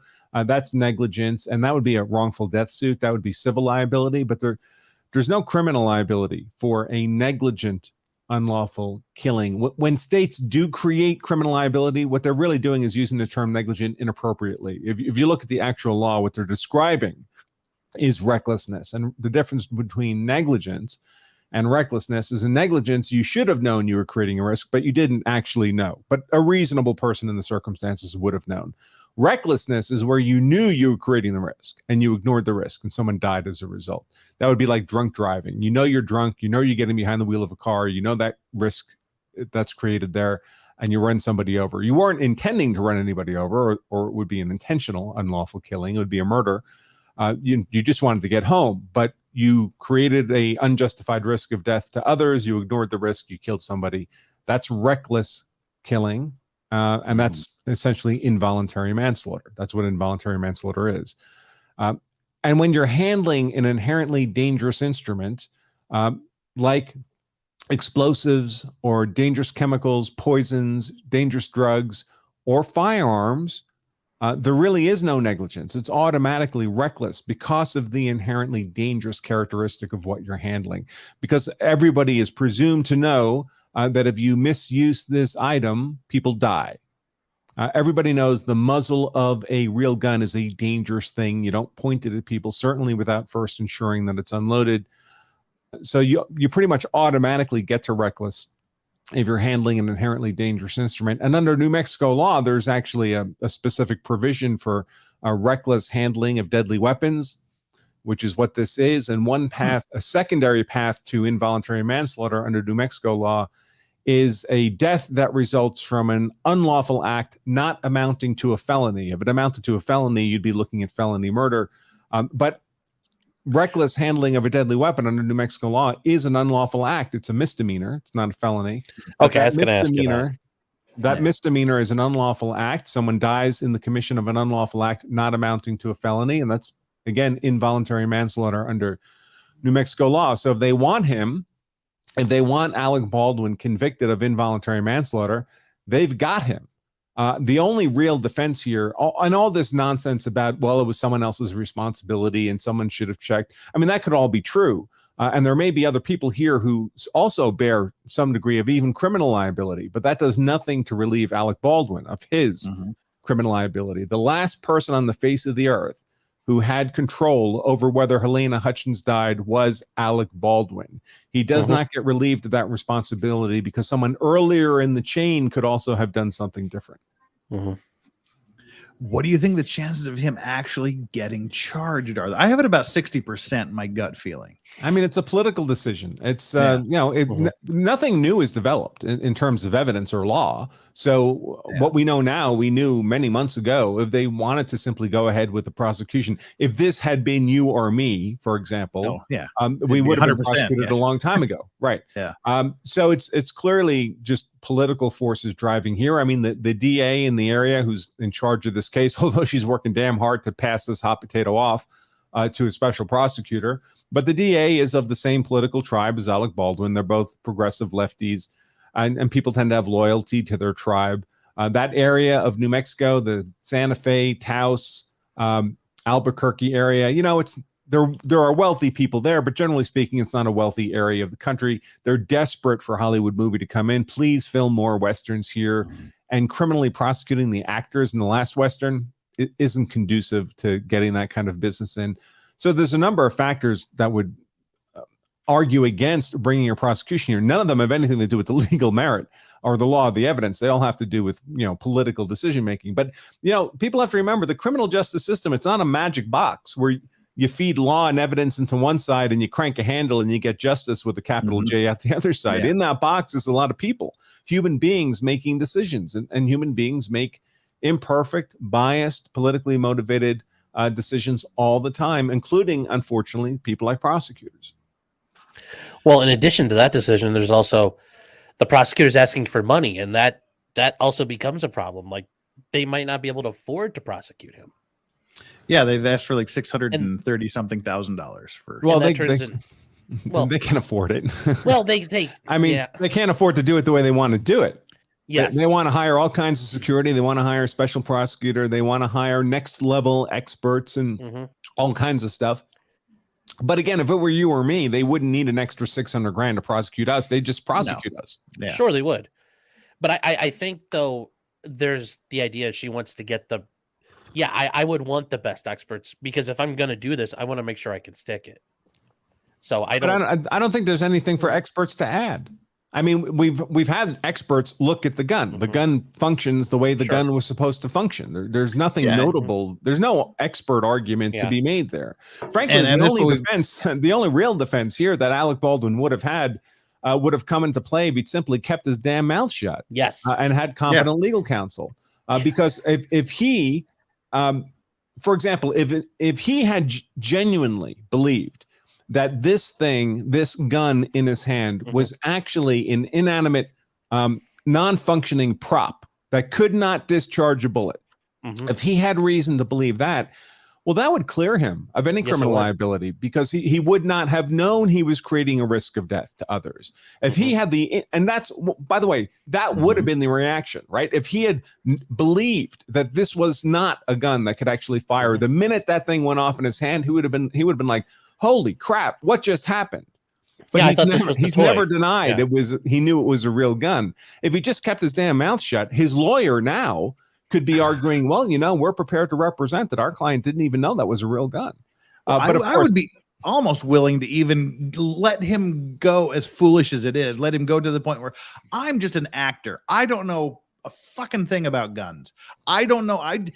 The people that are in charge of safety gave me this and told me that it was a cold gun and it was perfectly safe to use, and I believed them. that doesn't help him. As long as you know it's a real gun that's capable of firing bullets, when you point the muzzle at another person, you're creating an unjustified risk of death unless you've ensured the gun's actually not loaded, which obviously he didn't do. So it doesn't hurt him as much as 20 minutes later going, well, now I've been doing this for 40 years and I'm classically trained. And here's how you tell all of these different rounds apart. And, I know what this sounds like. I know what the blanks look like. I know what the dummies look like. And, yeah, that doesn't, that hurts you a lot more than if you just say, I'm a complete idiot. But you're not allowed to be a complete idiot with a gun. Yeah. No, Because it's an inherently dangerous instrument. We know guns kill. We know what the muzzle. Yes. By the way, particularly Alec Baldwin knows guns kill. Yeah. He's on the board of a gun control organization because guns kill. I did not know that. Yes. yes, he's very anti-gun. I know he's anti-gun. I didn't know he was on any. any very, boards very, of things. Oh. Now, So he wouldn't be on that board if he thought guns were harmless to people, right? And we all know what end of the gun the bullet comes out of. In fact, there's an argument to be made. It's a speculative argument. I want to make that clear, that there is a path. So say he's prosecuted for this involuntary manslaughter, 4th-degree felony, convicted, sentenced to the maximum. It's 18 months. I mean, anybody can do 18 months. May not even go to prison for 18 months. They may keep him in a local county jail for 18 months. Who knows? 18 months is nothing. But there is a theoretical path to felony murder here. We would need more evidence than we have on hand. But, it's remarkable to me that we have no video of this event, of the shooting. Because if you've ever been, I've never been involved with a movie, but I've been involved with a lot of TV production. I've been a quote unquote actor on TV. So I've had to sit around and wait my turn to do my thing and watch what's going on. And there's a lot of waiting and a lot of boredom, but there's also a lot of filming. There's a lot of filming. It's not just the film camera. The film camera has piggybacked on it, digital cameras that are capturing the dailies. There's people walking around with other cameras, getting other angle shots. There's people walking around just recording footage for the making of the movie stuff that happens on the C-reel after the movie's revealed. You get the bonus disc in the DVD package. There's always filming going on. And especially when they were prepping for a shot, I can't believe there's not at least digital video of this event.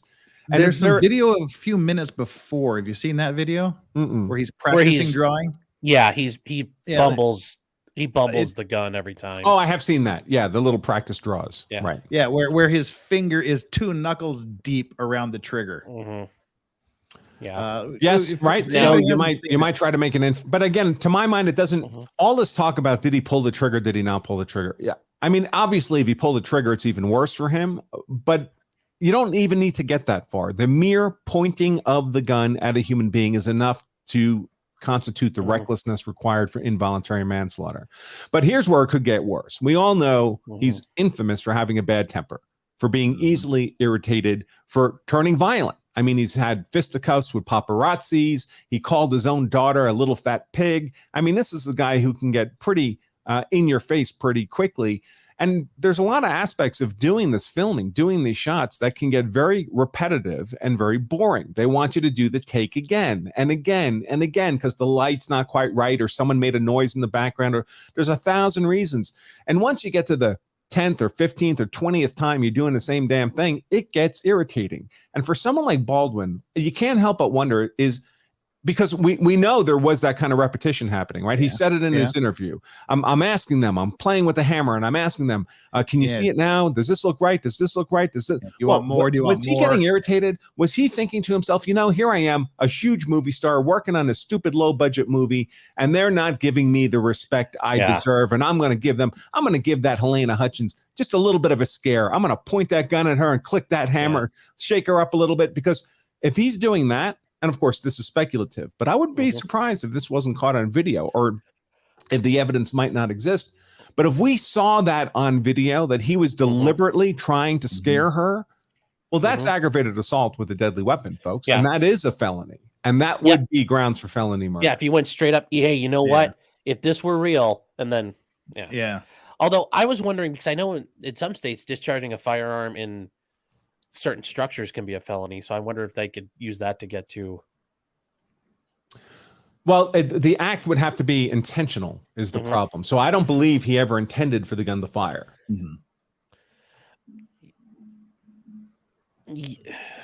But you don't need to intend for the gun to fire. Aggravated assault is not actually firing a gun or hurting someone. I'm trying to menace you with it. Right. Yeah. Now this is something from back when they released, I don't know if they released everything, but they released a bunch of their evidence. All the interviews, the FBI report got released where they destroyed the gun to show it actually worked properly. Did they release the actual FBI report? I saw. Yes. Okay. All right. Because I saw people commenting on it like they'd seen it, but I've not seen it. Oh, so if you have a copy, I'd love to see it. Yeah. I will send that to you. They destructive tested that firearm to the point where they broke it, and they beat on it with a hammer to get it to try to fire on its own. Yeah, right. Well, they always do that. They don't usually do that to the point of breaking the weapon. That's ridiculous. But they hit it usually with a rubber-headed mallet just to see if a shock to the gun might, drop the sear, drop the hammer, make the gun discharge, that kind of thing. That's routine. Yeah, but it was interesting though. In this one, they actually did failure test it. Yeah. So I was, at the time when they released everything, I was very much of the mind that they aren't going to prosecute him, because if you really were going to prosecute somebody, you wouldn't just dump all this out there. To put every single person's interview, to put Alec's interview out there, all the testing. If you're getting ready to prosecute a case, you don't lay all your cards out like that. And I wonder, and part of me is thinking with this letter, she could say, "Oh, I didn't get the money. Aw, shucks." I think it can go either way. I mean, to tell you the truth, if she doesn't want to prosecute, but for whatever reason she feels compelled to do that, then she's going to want to be able to point to factors outside of her control. Listen, if I had the decision by myself, I wouldn't have done this. I love Alec Baldwin, but with this body of evidence, there was nothing I could do. So she'd want the evidence out there to support that view.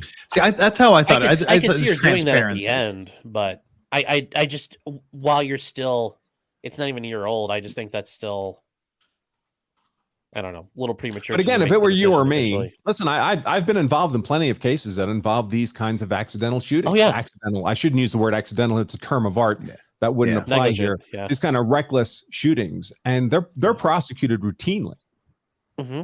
Oh yeah, I would expect all of us to be prosecuted for this quickly. But I think because it involves Alec Baldwin, they're making sure they dot as many I's as they can possibly find and cross as many T's, and going slowly and methodically, because if they charge him, he's going to have virtually endless resources himself to crush the prosecution. So I think they're just being ultra careful. I'm trying to imagine. So say he brings $10 million to his legal defense. I mean, what's that get him? What's the argument he's going to make? There's no self-defense argument here. Obviously, he wasn't, defending himself against a threat by any means. So, what would be the legal defense? That it's not reckless conduct to point a gun at someone without first ensuring it's not loaded.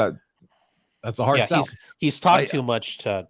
A lot of things. As much as he's talked, you have to invest in some high-quality obfuscation.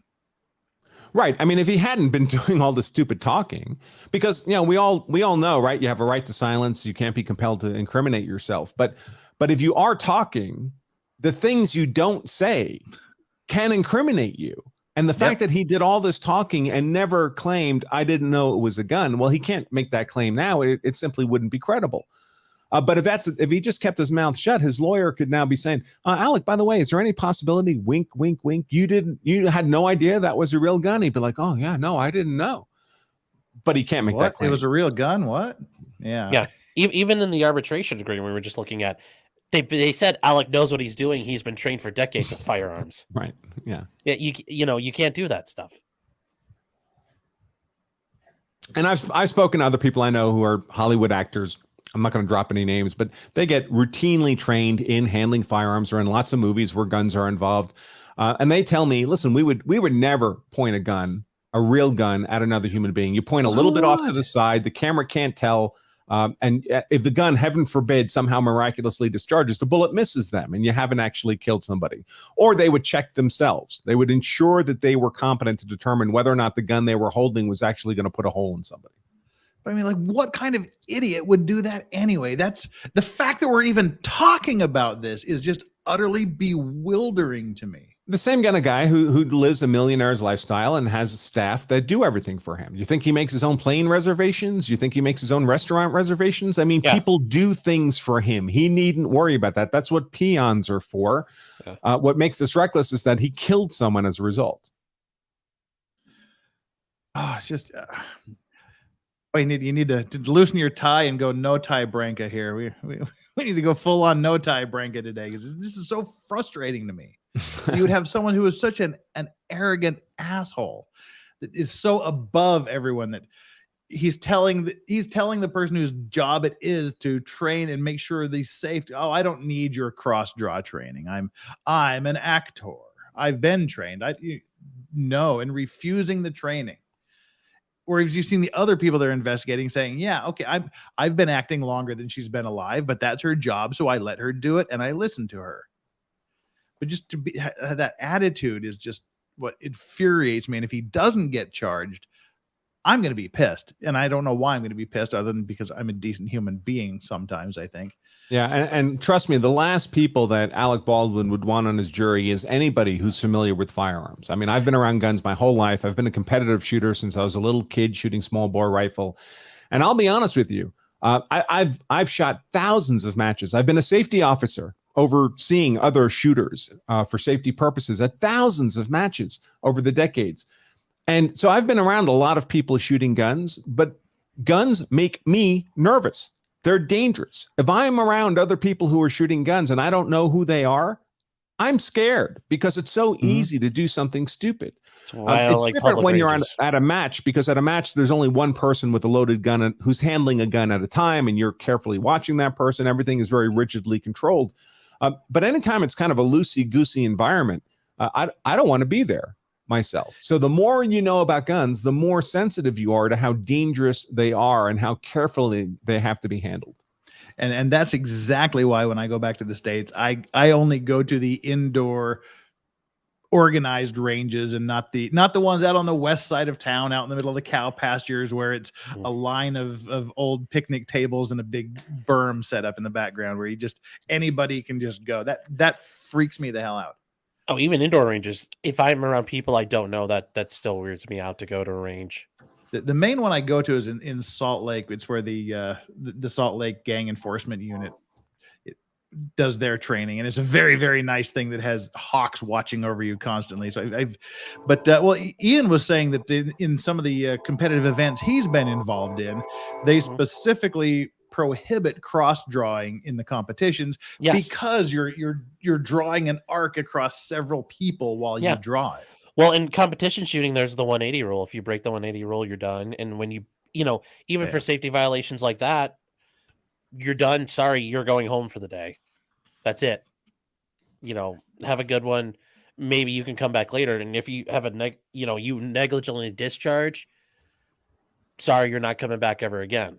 And it's not hard to get sent home from a match. Yeah, a match, even if it's a national level match, you bought airplane tickets to get there and booked a hotel and paid a couple $100. 15 minutes into it, you commit a safety violation, and I'll send you home in a second, and so will any other safety officer.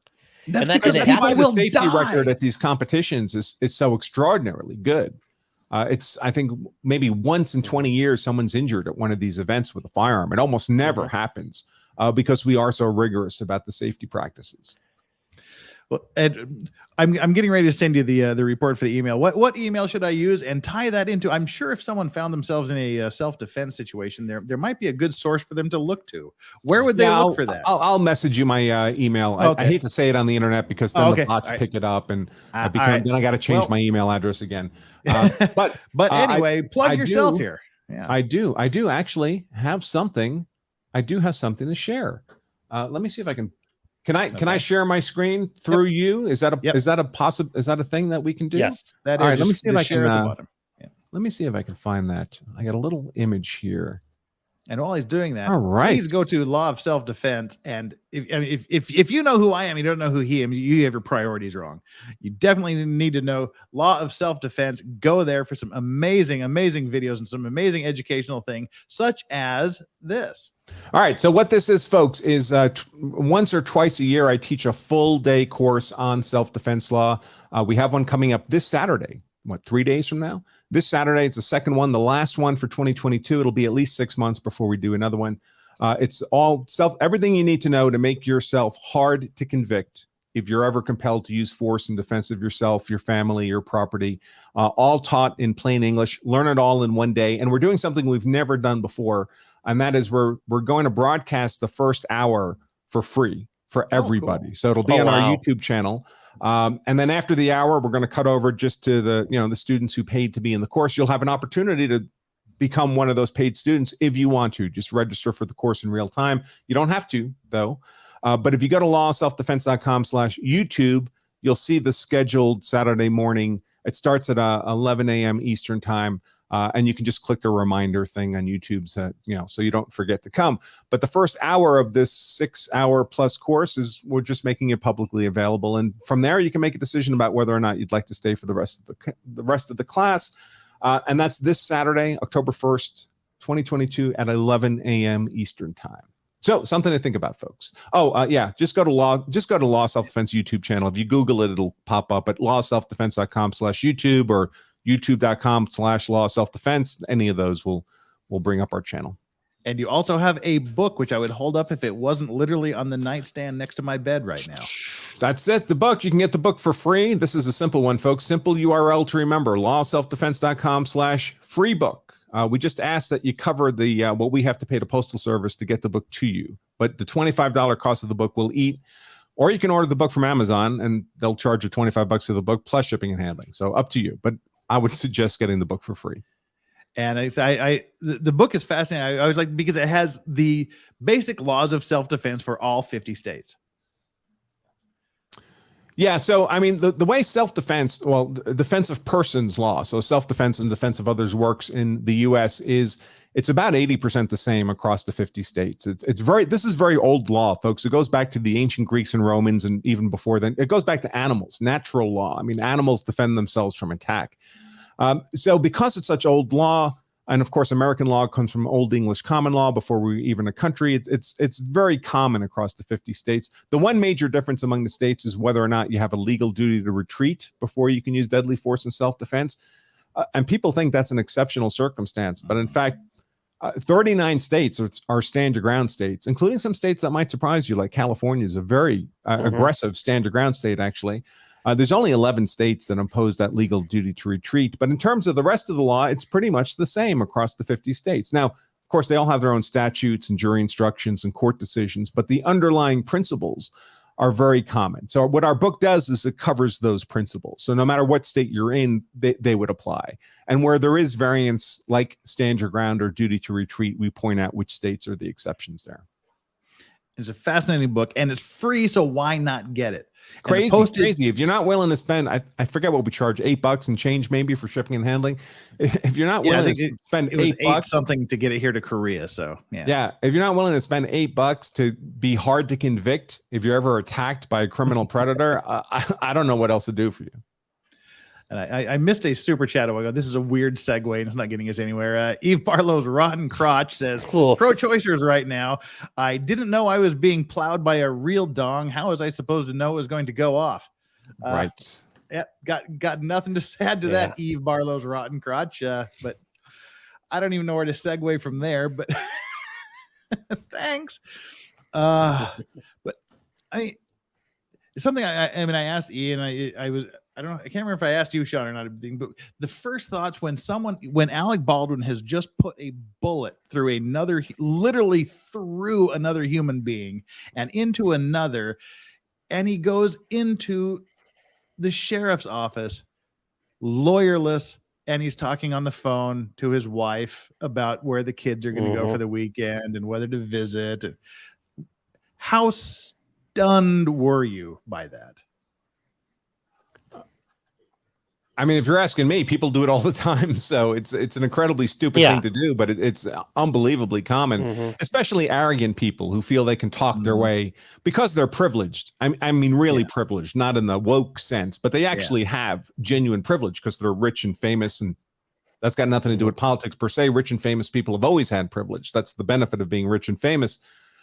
Privileged people, they're always allowed to get away with stuff and do things that normal people wouldn't be allowed to do and talk their way out of situations or into favorable situations. And I'm sure he thought that's what he was doing. But even people who aren't arrogant, they sit with the cops, and it's extraordinarily common for them to, especially when they think of themselves as good people, right? They're not habitual career criminals. So they haven't had bad interaction with law enforcement before. They think cops are there to help you. And of course, generally they are until you're the suspect in a killing. And then answering those police questions is extremely hazardous to your liberty because you have no idea what you're doing. You're simply incompetent. You're a babe in a bowl of razor blades waiting to get sliced up. But people don't recognize that danger. They just see the friendly police officer. They subject themselves to interrogation. I say without a lawyer present, but the truth is, even if you had a lawyer present, you still ought not be talking like that.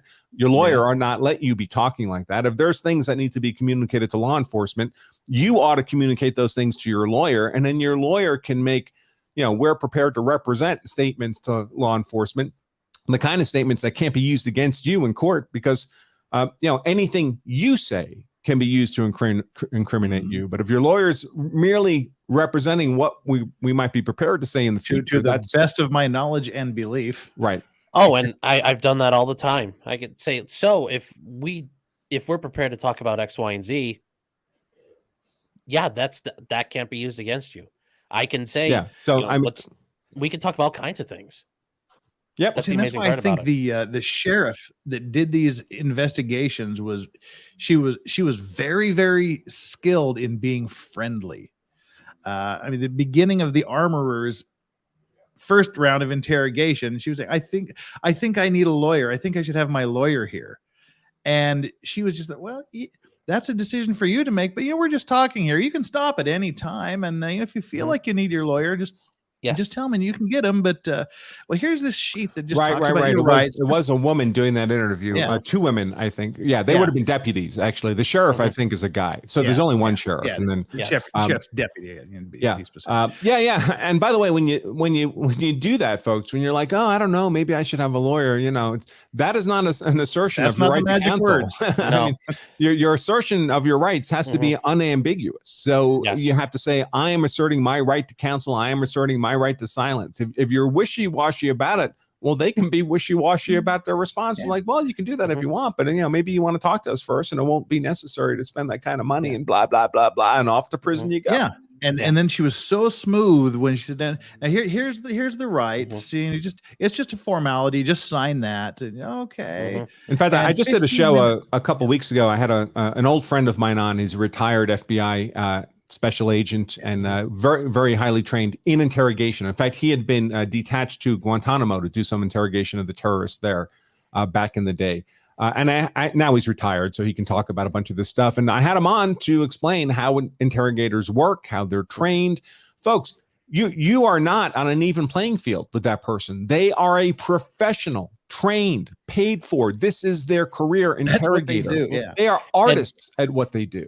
And if they have a bad day, okay, they go home, they might get chewed out. If you have a bad day with your interrogator, you're screwed. And this day is a normal day for them. This is just another day in the office for them. This is nothing exceptional. For you, it's the most stressful day of your life. Yeah. I tell that to people here, especially foreigners in a foreign country. You assume the locals are just fucking idiots. I'm an American. I'm smarter than any Korean policeman. So they get nailed for possession of some sort of illegal drugs. And I'm this guy that's questioning you has been doing this every day of his life for the past 35 years. You're not going to win.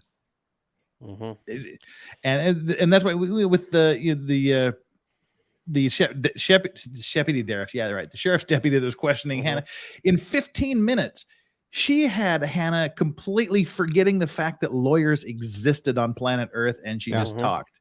The second time she brings her lawyer in, you got to work with, and which I guess this kind of leads the one question.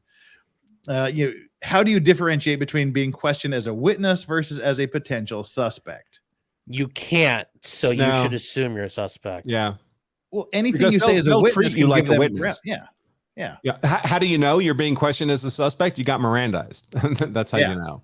Yeah, and but they'll just witness. treat that as the most. Hey, we just got this technical thing we have to do. It's nothing to worry about. It's no big deal. But you have the right to counsel. You have the right to remain silent if you waive those rights. Anything you say, blah blah blah.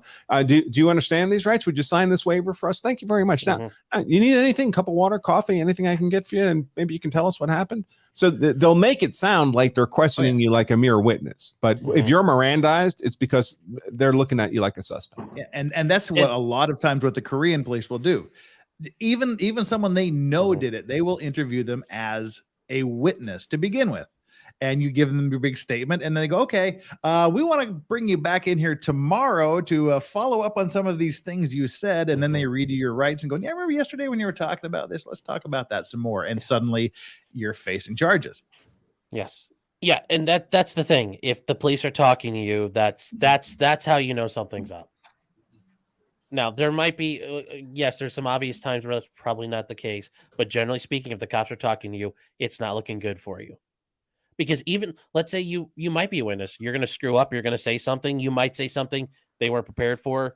That presentation where the defense attorney gives it, you know what I'm talking about, Bronca?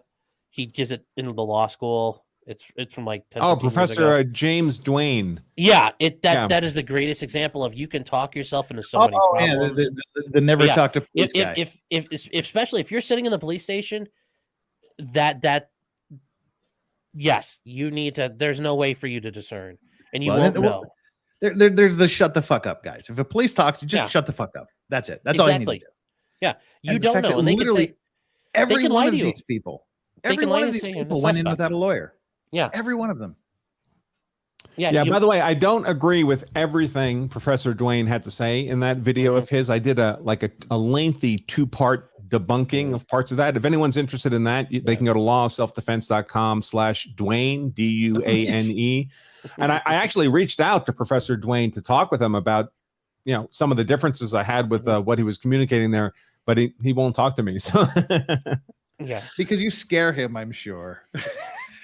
I don't know. And my differences really are specific to the self-defense context, because I think there's, if you're an actual criminal, for God's sakes, don't talk to the police. I mean, nothing good is going to come of you. If you're an otherwise law-abiding person who's been in a good shoot, I think there is value that could be left on the table if you literally just don't say anything. I think it's high risk to say anything. But the risk may be worth it if you've thought carefully about this. How you respond to stress. You know that you might be able to say a couple of important things and nothing else after that. Because if you don't know that, then you got to shut up. If your choices are shut up or blather, you can't blather. I mean, that's just talking your way into prison. But I think there is a professional approach to interacting with the police in the aftermath of a self-defense event, which, by the way, we talk about in our class on Saturday, lawselfdefense.com/advanced. I think there's a professional approach for people who have thought about this carefully, who don't collapse under stress and know that about themselves. There are risks to it. So it's not something I tell people to do, but I encourage them to consider it as an option and decide for themselves whether they're a good fit for that admittedly higher risk approach. Yeah. And if you think you're doing it, you have to really do a lot of thinking about it. Yeah. Yep. A lot of introspection. I wouldn't. When you get lawyers saying don't, I wouldn't listen to that. Well, generally speaking, yes, everybody should shut up. But if you want to take that risk, you better have mentally prepared yourself and thought this through, not just thinking about it right then and there. It's just like how you handle the stress and training of that force encounter, you've had to think about it. Like, what am I actually going to be able to do this? Can I do this? And you have to be mentally prepared for it. Well, you have to be mentally prepared for the rest of it. And that's where, the law of self-defense would help a lot. Yes. Yeah. I mean, you can drive a car or fly a plane without ever taking a lesson. They're not that hard to take off in, actually, but they're damn hard to land. Is the bitch. Yeah. Exactly. Yeah. Where do you see this going, Andrew? I mean, I know it's all speculation. It's all in the political arena now. Yeah. So, who knows what forces are driving this prosecutor? We all see prosecutors today, especially the Soros-funded ones, which I don't believe this particular prosecutor is, but the Soros-funded ones make these incredibly irrational, prosecutorial decisions that are well outside the range of the norm, right? 2 standard deviations away from what you would expect from an old school, traditional, non-politically energized prosecutor to either bring charges against people or not bring charges against people. So it's a political arena. I mean, might she be hoping to bump her budget up by $600,000 and not charge Alec Baldwin to go after three or four other people who no one's ever heard of, really? Maybe, I don't know. A reasonable prosecutor would not be asking for that kind of money unless someone as high profile as Baldwin was going to be in their crosshairs. But if he was genuinely in the crosshairs, why wait this long? Yeah, well, why wait this long? Why disclose everything? Well, I think the main thing they were waiting for was him to turn over his phone records that they've been asking for a year, and he finally did that. And that's when they said they're ready to go ahead with the charges. But did they get a grand? I mean, if you really need to get a grand jury subpoena, and okay, if he's not complying, you go after him properly. I just think they're being extra careful, but. I mean, as we talked about before, my scenario is they charge Baldwin with the lowest possible charge to pass political muster. And they get they're being so polite. Again, if it was us, they wouldn't bother with any of this. As Sean's quite right. They would just get a subpoena. Oh, sure. They'd go directly to the phone companies. They'd send 30 FBI agents to your home to arrest you at gunpoint. I mean, you know what they do when they want to go hard at you. They go hard at you. Yeah. Oh, we have a warrant. I'll work with you on this. Okay, they might give you like a day to show up. Okay, fine. Here, we'll clone your phone. Not 6 months later. By the way, can we still have your phone? Yeah, that because you know what happens then, right? Phones get destroyed with hammers, and all kinds of interesting things happen. That is the one thing I have said, though. I think that Alec Baldwin probably did nuke stuff on his phone. So I bet, easily a tampering charge out of this. But I don't know if he ends up facing the killing. Well, and that's why I think that they'll probably charge the armorer. She'll plea out and they will flip her, and she will be the star witness for the prosecution because she can tell you exactly what everybody else on set did wrong. And then whoever else they charge will just be cannon fodder. Yeah, I mean, listen, she's not going to be a great witness, but of course prosecutors do this all the time, right? They take other gangbangers, other mob, members and have them testify, and they get convictions that way when they want to. I don't know. We'll have to see. Of course, I mean, that would be interesting if they, imagine if this was a prosecutor who didn't like Alec Baldwin, right? The first thing he would do is immunize everybody else and just get them all to testify against Alec Baldwin. I mean, you tell a scared 24-year-old girl, you're in trouble. They'll do anything. Your life is over. You're never going to work in the film industry again. You've got a poll and or OnlyFans in your future. After you get out of spending a lengthy prison term, you help us out here. We'll give you a probation or a suspended sentence or something if you flip and rat everybody else out. I think charge her with felony murder. Yeah. I mean, it doesn't have to be a realistic charge. They charge people all the time with BS charges. We don't have any real protection in this country against this kind of overcharging. We don't have real, in theory, we have like a probable cause threshold or a grand jury threshold. That's all nonsense. That doesn't exist. If the prosecutor wants you to go to trial on a criminal charge, you're going to trial on the charge they want. Yeah. And if they threaten her with felony murder, which carries potential life sentence, life in prison without possibility of early release, and you're 24 years old, or anybody, New Mexico has a you're death folding. penalty, Why wouldn't you fold if they're offering you any kind of reasonable deal to testify against someone else and hand the jeopardy over to them?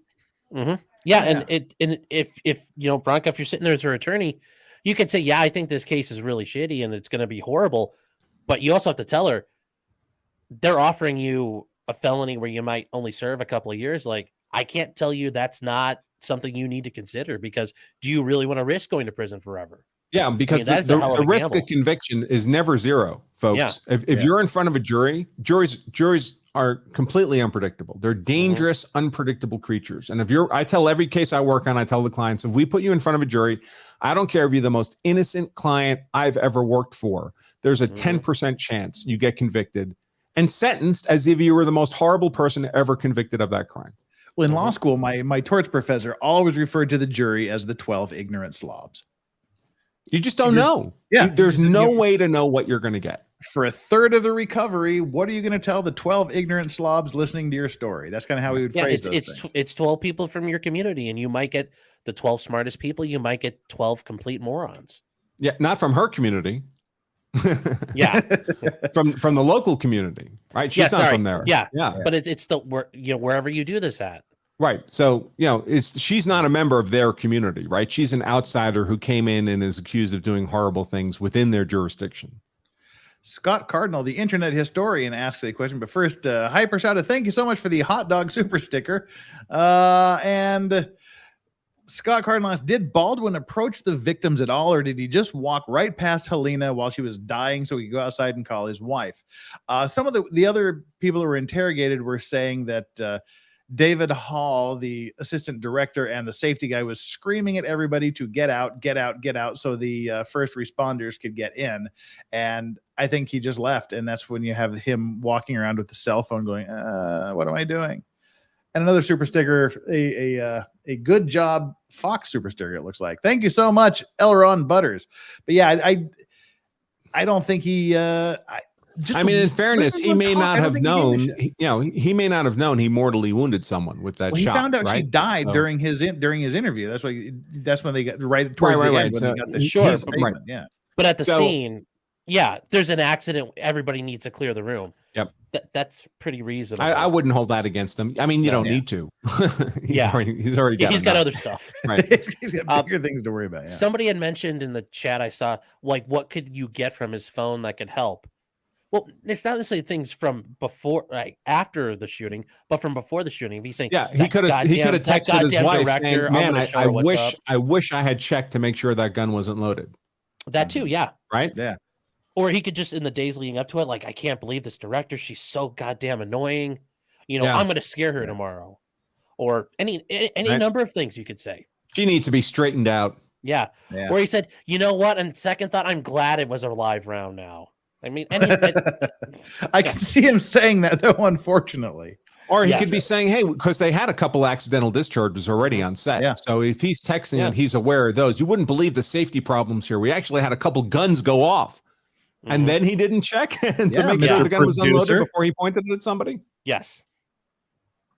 Yeah, there's a million different things you can say. And I know we've talked about it earlier.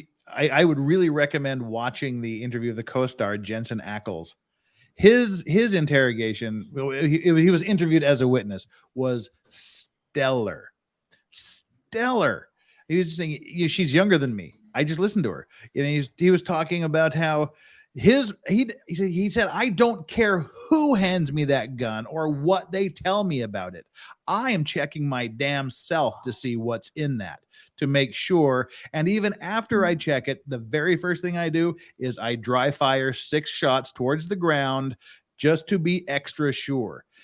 And right. So in my competitive shooting career, shooting handguns, when you're done shooting whatever it is you're supposed to shoot, the safety officer watches you as you take the magazine out of the pistol, pocket it, work the slide to eject whatever round is in there. Then you point the gun downrange and you drop the hammer on the chamber to make sure there's no round in there. And I can tell you more than once, that gun made a bang. And there's nothing in the world that makes a louder bang than an unloaded firearm. And I mean, the interesting thing was, I know, again, we talked about this earlier, was the thing that disturbed him most, Jensen Ackles, the thing that disturbed him most was when she said, did you dry fire the 6 rounds into the dirt when you got your weapon in the morning? Yes. After lunch, did you do it? And it freaked him out because he could not remember. He had no recollection of whether or not he did this ritual that he does every time he he's handed a gun. And that disturbed him that he couldn't remember that.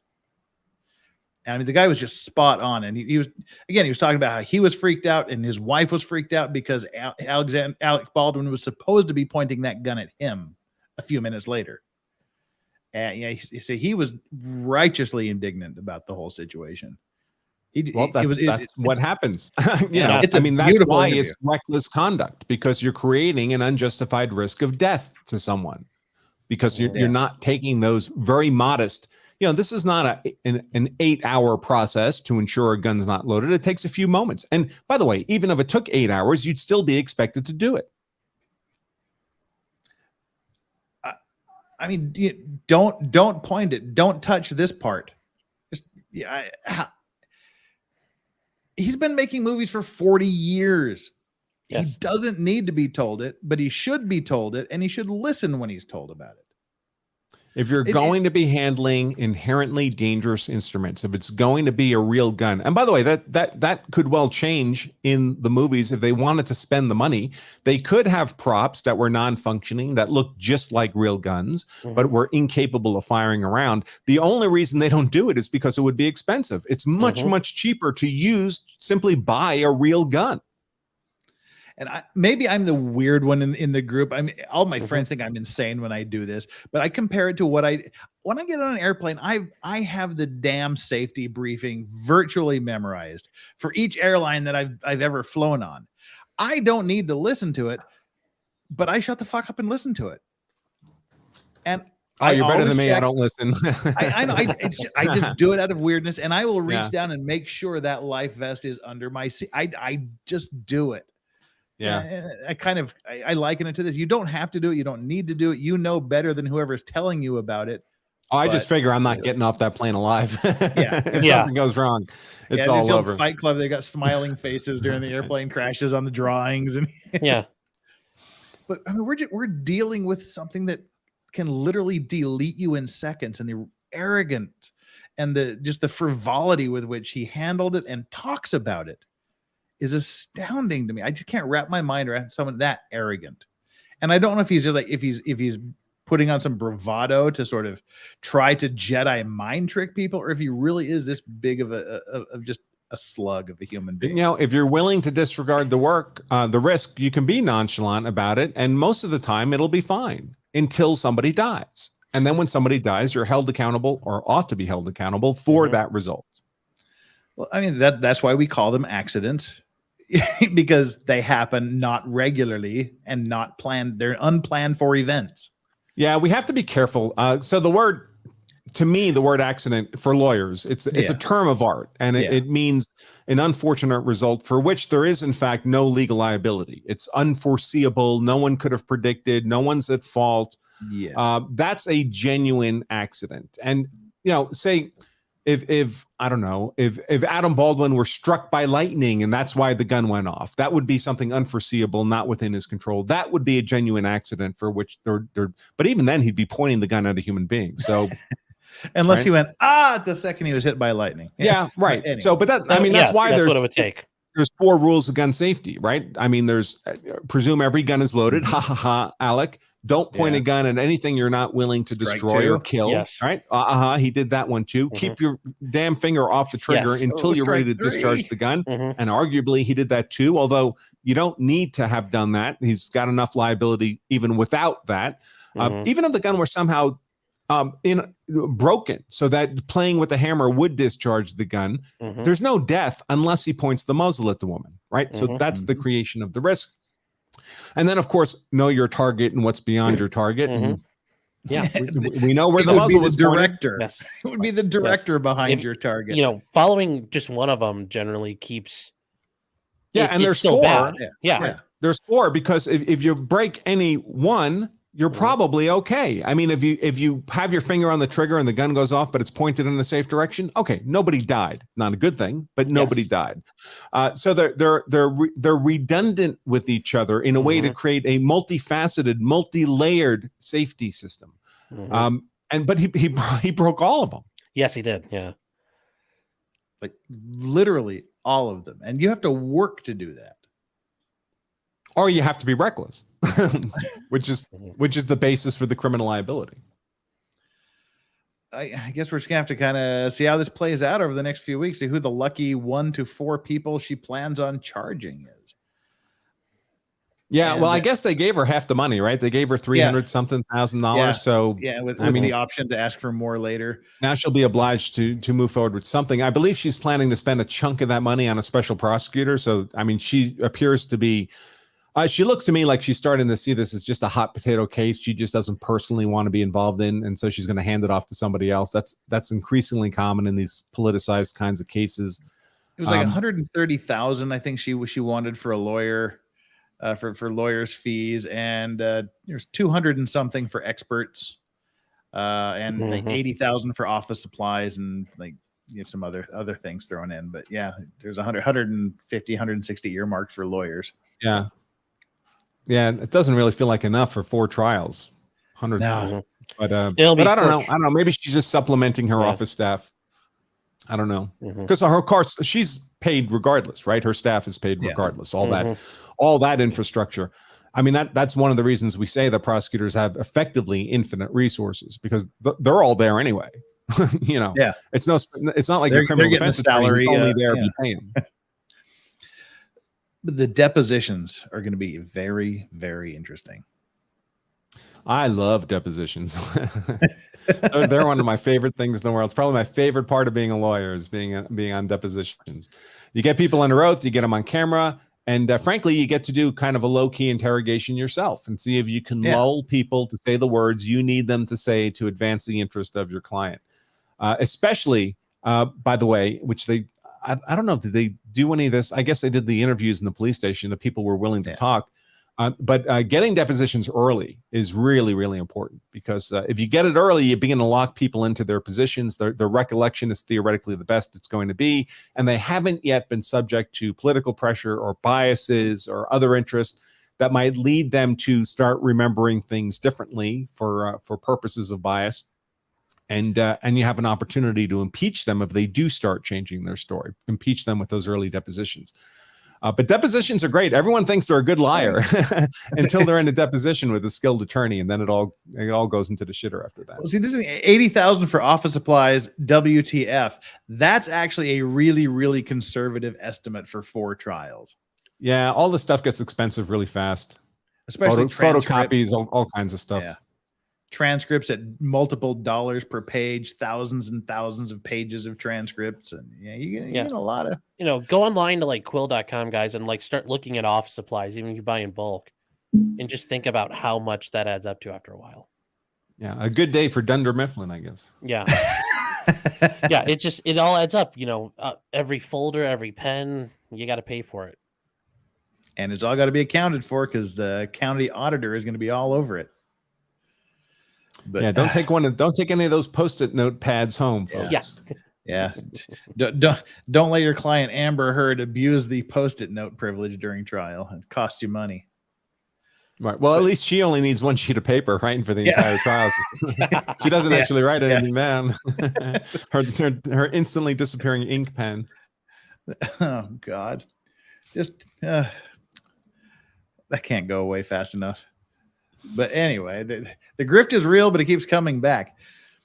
I think we're coming up on 4 hours on my 2-hour stream here.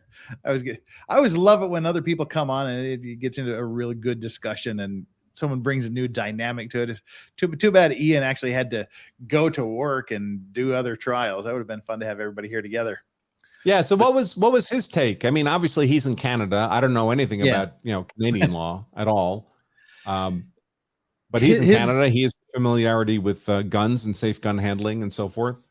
His general view is less than 50% chance that Alec Baldwin actually gets charged, even though he should be. For political reasons or based on legal merit? For political reasons. Yeah, because none of us, I mean, you can't really predict the politics.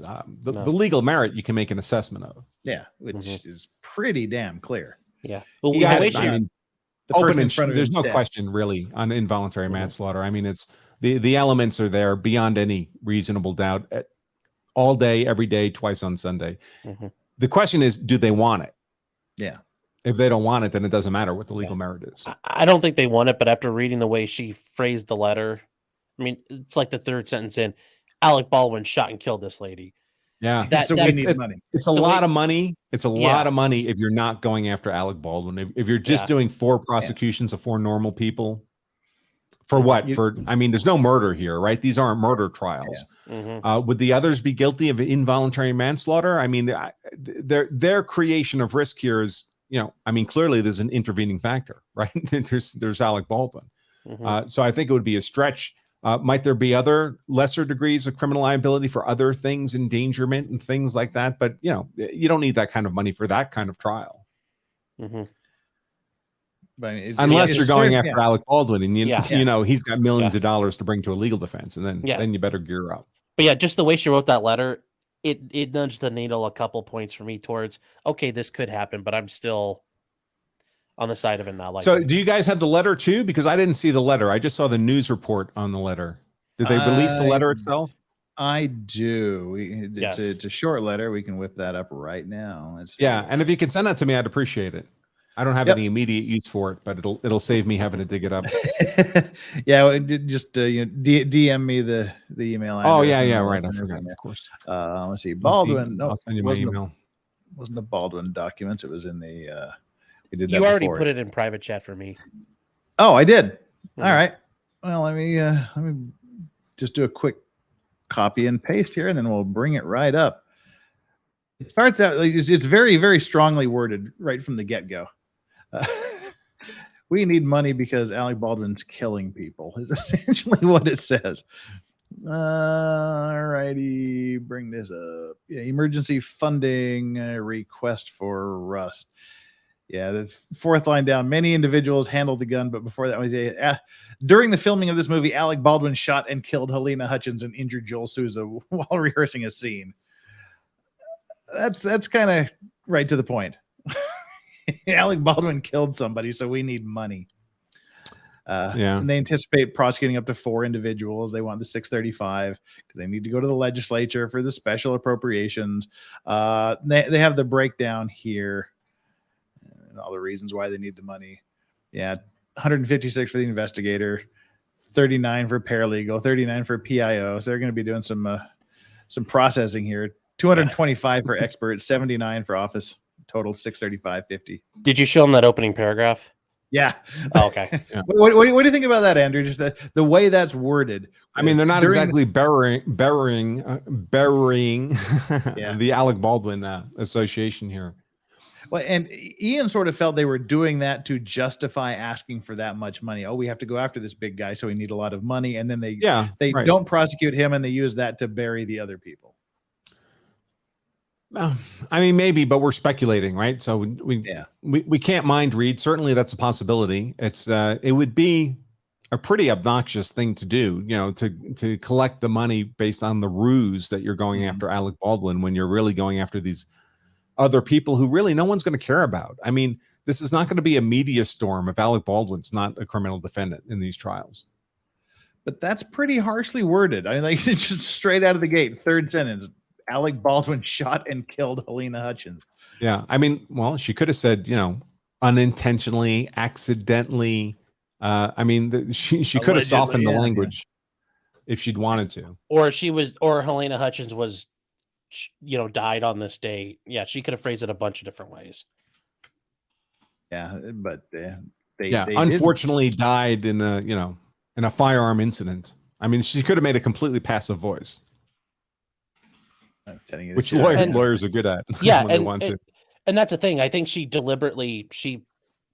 really focused on how she worded this. But yes, she could also just be the typical county government official trying to just skim a little more budget money too at the end of the day.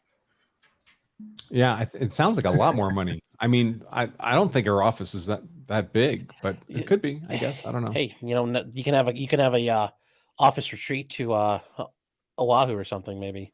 Right. Team building exercises. Team building exercises. Yeah, governments are big on that. Taos is right around the corner. Taos is nice. Let's go hum and enjoy the Taos hum while we're prepping.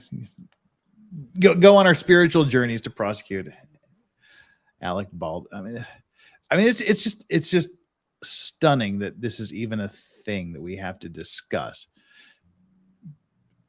So preventable at every. I mean, it was just redundancy upon redundancy that failed. Let alone the personal responsibility of the guy with the boomstick in his hand that Swiss cheeses the people in front of him.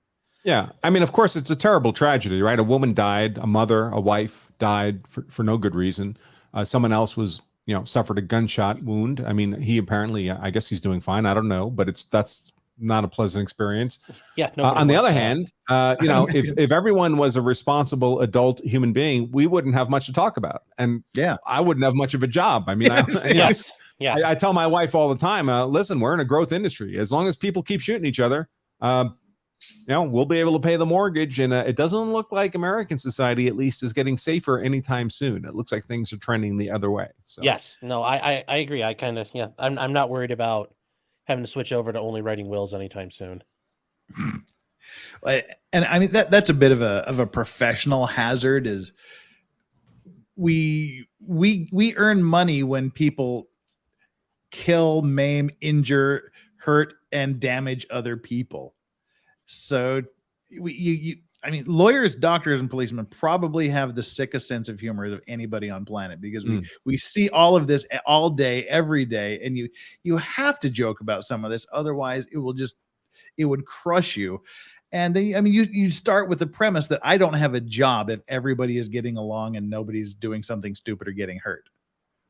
So you hate to wish for it, but you need it to put the dinner on the plate. Because if I had to be a transactional lawyer for the rest of my life, you don't need to wish for it. Yeah, people just do it. Well, it's coming up on 2 a.m. here, and it's time to go to work tomorrow and do this all again. But last comments, anybody? Go ahead, Sean. You first. I think it'll be interesting to see what unfolds. Also, in case anybody's wondering, Daryl Brooks, the Waukesha parade runner-over guy, he is having a hearing at 2 p.m. Eastern time about representing himself and getting rid of his attorneys.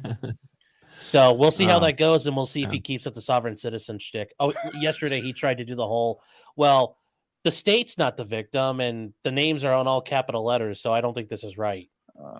So the judge said, we're gonna try this again tomorrow, and we'll see what happens at 2. So. What the judges, because not today, Maurice Sovsit. Not today. But yes, I'll be on right at 2 if anybody wants to come over and watch. Oh no! And don't forget to go over to Potentially Criminal and like every single video he's ever done, and subscribe as well. Entertaining comments. Sure. John does great work. And Andrew Brink of Law of Self-Defense, who has no problem self-grifting. Go for it. No. I don't know. Can you? Is that screen still shareable by you? It is. So this Saturday, folks, we teach it later. Yep, twice a year we teach a full day law self-defense course. Everything you need to know to make yourself hard to convict if you're ever compelled to use force in defense of yourself, your family, or your property.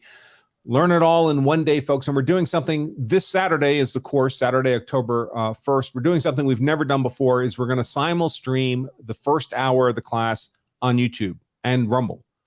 So you'll be able to join us for the first hour without any cost or any commitment, whatever. And if at the end of that hour you want to join for the rest of the class, you'll have the opportunity to do that. That's October 1st, this Saturday starts at 11 a.m. Eastern time. If you do stay for the whole class, it is 6 hours of instruction. But the first hour is just there for the taking, no cost, no commitment. You can join us for that at lawofselfdefense.com/YouTube. And if you would like to save 50% on the class, you just sign up ahead of time. But we're offering 50% off if you just sign up now. You can do that at lawofselfdefense.com/advanced for the advanced class. Awesome. And definitely, if you have not already done so, and I can't imagine anyone has not done so, go over and subscribe to the Law of Self-Defense channel on YouTube. Mm-hmm. Awesome videos all the time, some very important issues. And you just, you can't beat it. Mm-hmm. And especially guys, at that price. That first hour alone is going to have a lot of good information in it. Oh, it'll be fun. Yeah, you'll like it. You'll be grateful for that first hour, even if you don't do the rest of the class. Well, that'll be midnight Saturday night here. I have a party with about 9 Russians lined up. So if I'm still conscious at that point, At that point in time, I'll definitely pop in Yeah. myself. Sorry, Oleg. I don't want your Russian hookers. I got to go watch self-defense. By that point, it'll probably be.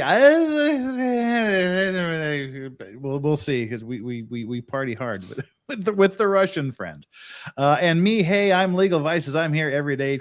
Come back tomorrow where we watch the legendary F. Lee Bailey crush Mark Furman in a stellar cross-examination in the O.J. Simpson trial. And all right, guys, thanks for having me on. Good seeing you, Sean. Good seeing you, Andrew. Take care, guys. Talk soon. thank you for coming Bye. in, Andrew. We'll talk to you Sure soon. thing. Bye-bye. And Sean, you're out of here. What Yes, are you I going to am. do for the rest of the day? You said you were going to be doing the Moore guy at 2 Well, p.m. well, he's not really a Moore. I think he's kind of Just an a- idiot, and I think the guys in the jail may have like got to him, so he kind of heard some things from some of the people in the jail, and he's kind of like, oh, parsing- go say this. The judge will love it. You'll win. Yeah. Okay. I don't know. We'll find out for sure though today. But he signed And all what- his paperwork up, so we'll see what the judge does. And that is 2 p.m. Eastern. Yes. Oh, that's an hour from now. Yes, it is. I know. I didn't realize that. Yes, it is an hour. All right. Well, I was going to say I'll join, but I'm going to be asleep. I'll watch it later Yeah. when I get to the Yes. office. Thank you for stopping by, sir. And I'll wrap this up here myself. Again, tomorrow, same bat. Well, no, tomorrow's actually going to be late. I have a business meeting to go to, so I will try to start at 10 p.m. my time, which is 9 a.m. Eastern. That would be 2 p.m. London, and then I know what my time is. Nobody else is in my time zone, so we'll do that tomorrow. Be prepared for the N-bomb plugs, and the mods will be taking extra duty tomorrow. Be careful about listening to this at work. Yeah, the mods will not tolerate anything tomorrow. Tomorrow will be a strict modding day. Sorry about that, but you're degenerates. After 2 hours, I don't care, but the first 2 hours will be highly moderated for N-word content. Don't even think about it, and I know you won't, because I trust you, and sorry to say, Sean, I have the best chat on the entire internet. They've dubbed themselves the Vice Squad. I can't argue with that. So, we need like a I was gonna say, you gotta be Vice careful. Squad Vice gang squads are sign. generally some of the most crooked cops on a police force. Well, thus I specifically chose the Legal Vices oxymoron as my title, Yes. which unfortunately turned out to be the name of a porno production company in Las Vegas. I found out. That's pretty great. I mean, I actually was going hats off to to go. the porno company. I was in Vegas during my vacation. I was actually going to stop in there and just drop in and go, hey, but it turns out it's just like some little locked office door in some shady little part of town. So I didn't get to meet any of the folks behind the Las Vegas version of Legal Vices. That'd be great to have it going on in the background, watching some chicken. Oh yeah, that would some have been chicken awesome. hauled out while you're streaming. I was totally going to ask to do that, but unfortunately, Oh. it wasn't a place; it was an entity. And with that, thank you, mods, for doing all of this. Thank you, chat. I know we didn't get to pay much attention to the chat tonight because we had 3 awesome and amazing guests here. Thank you for the super chats. Always appreciated, never required. Thank you for your generosity. It's always humbling. And thank you to the subscribers. We picked up a few subscribers here. That is deeply appreciated as well.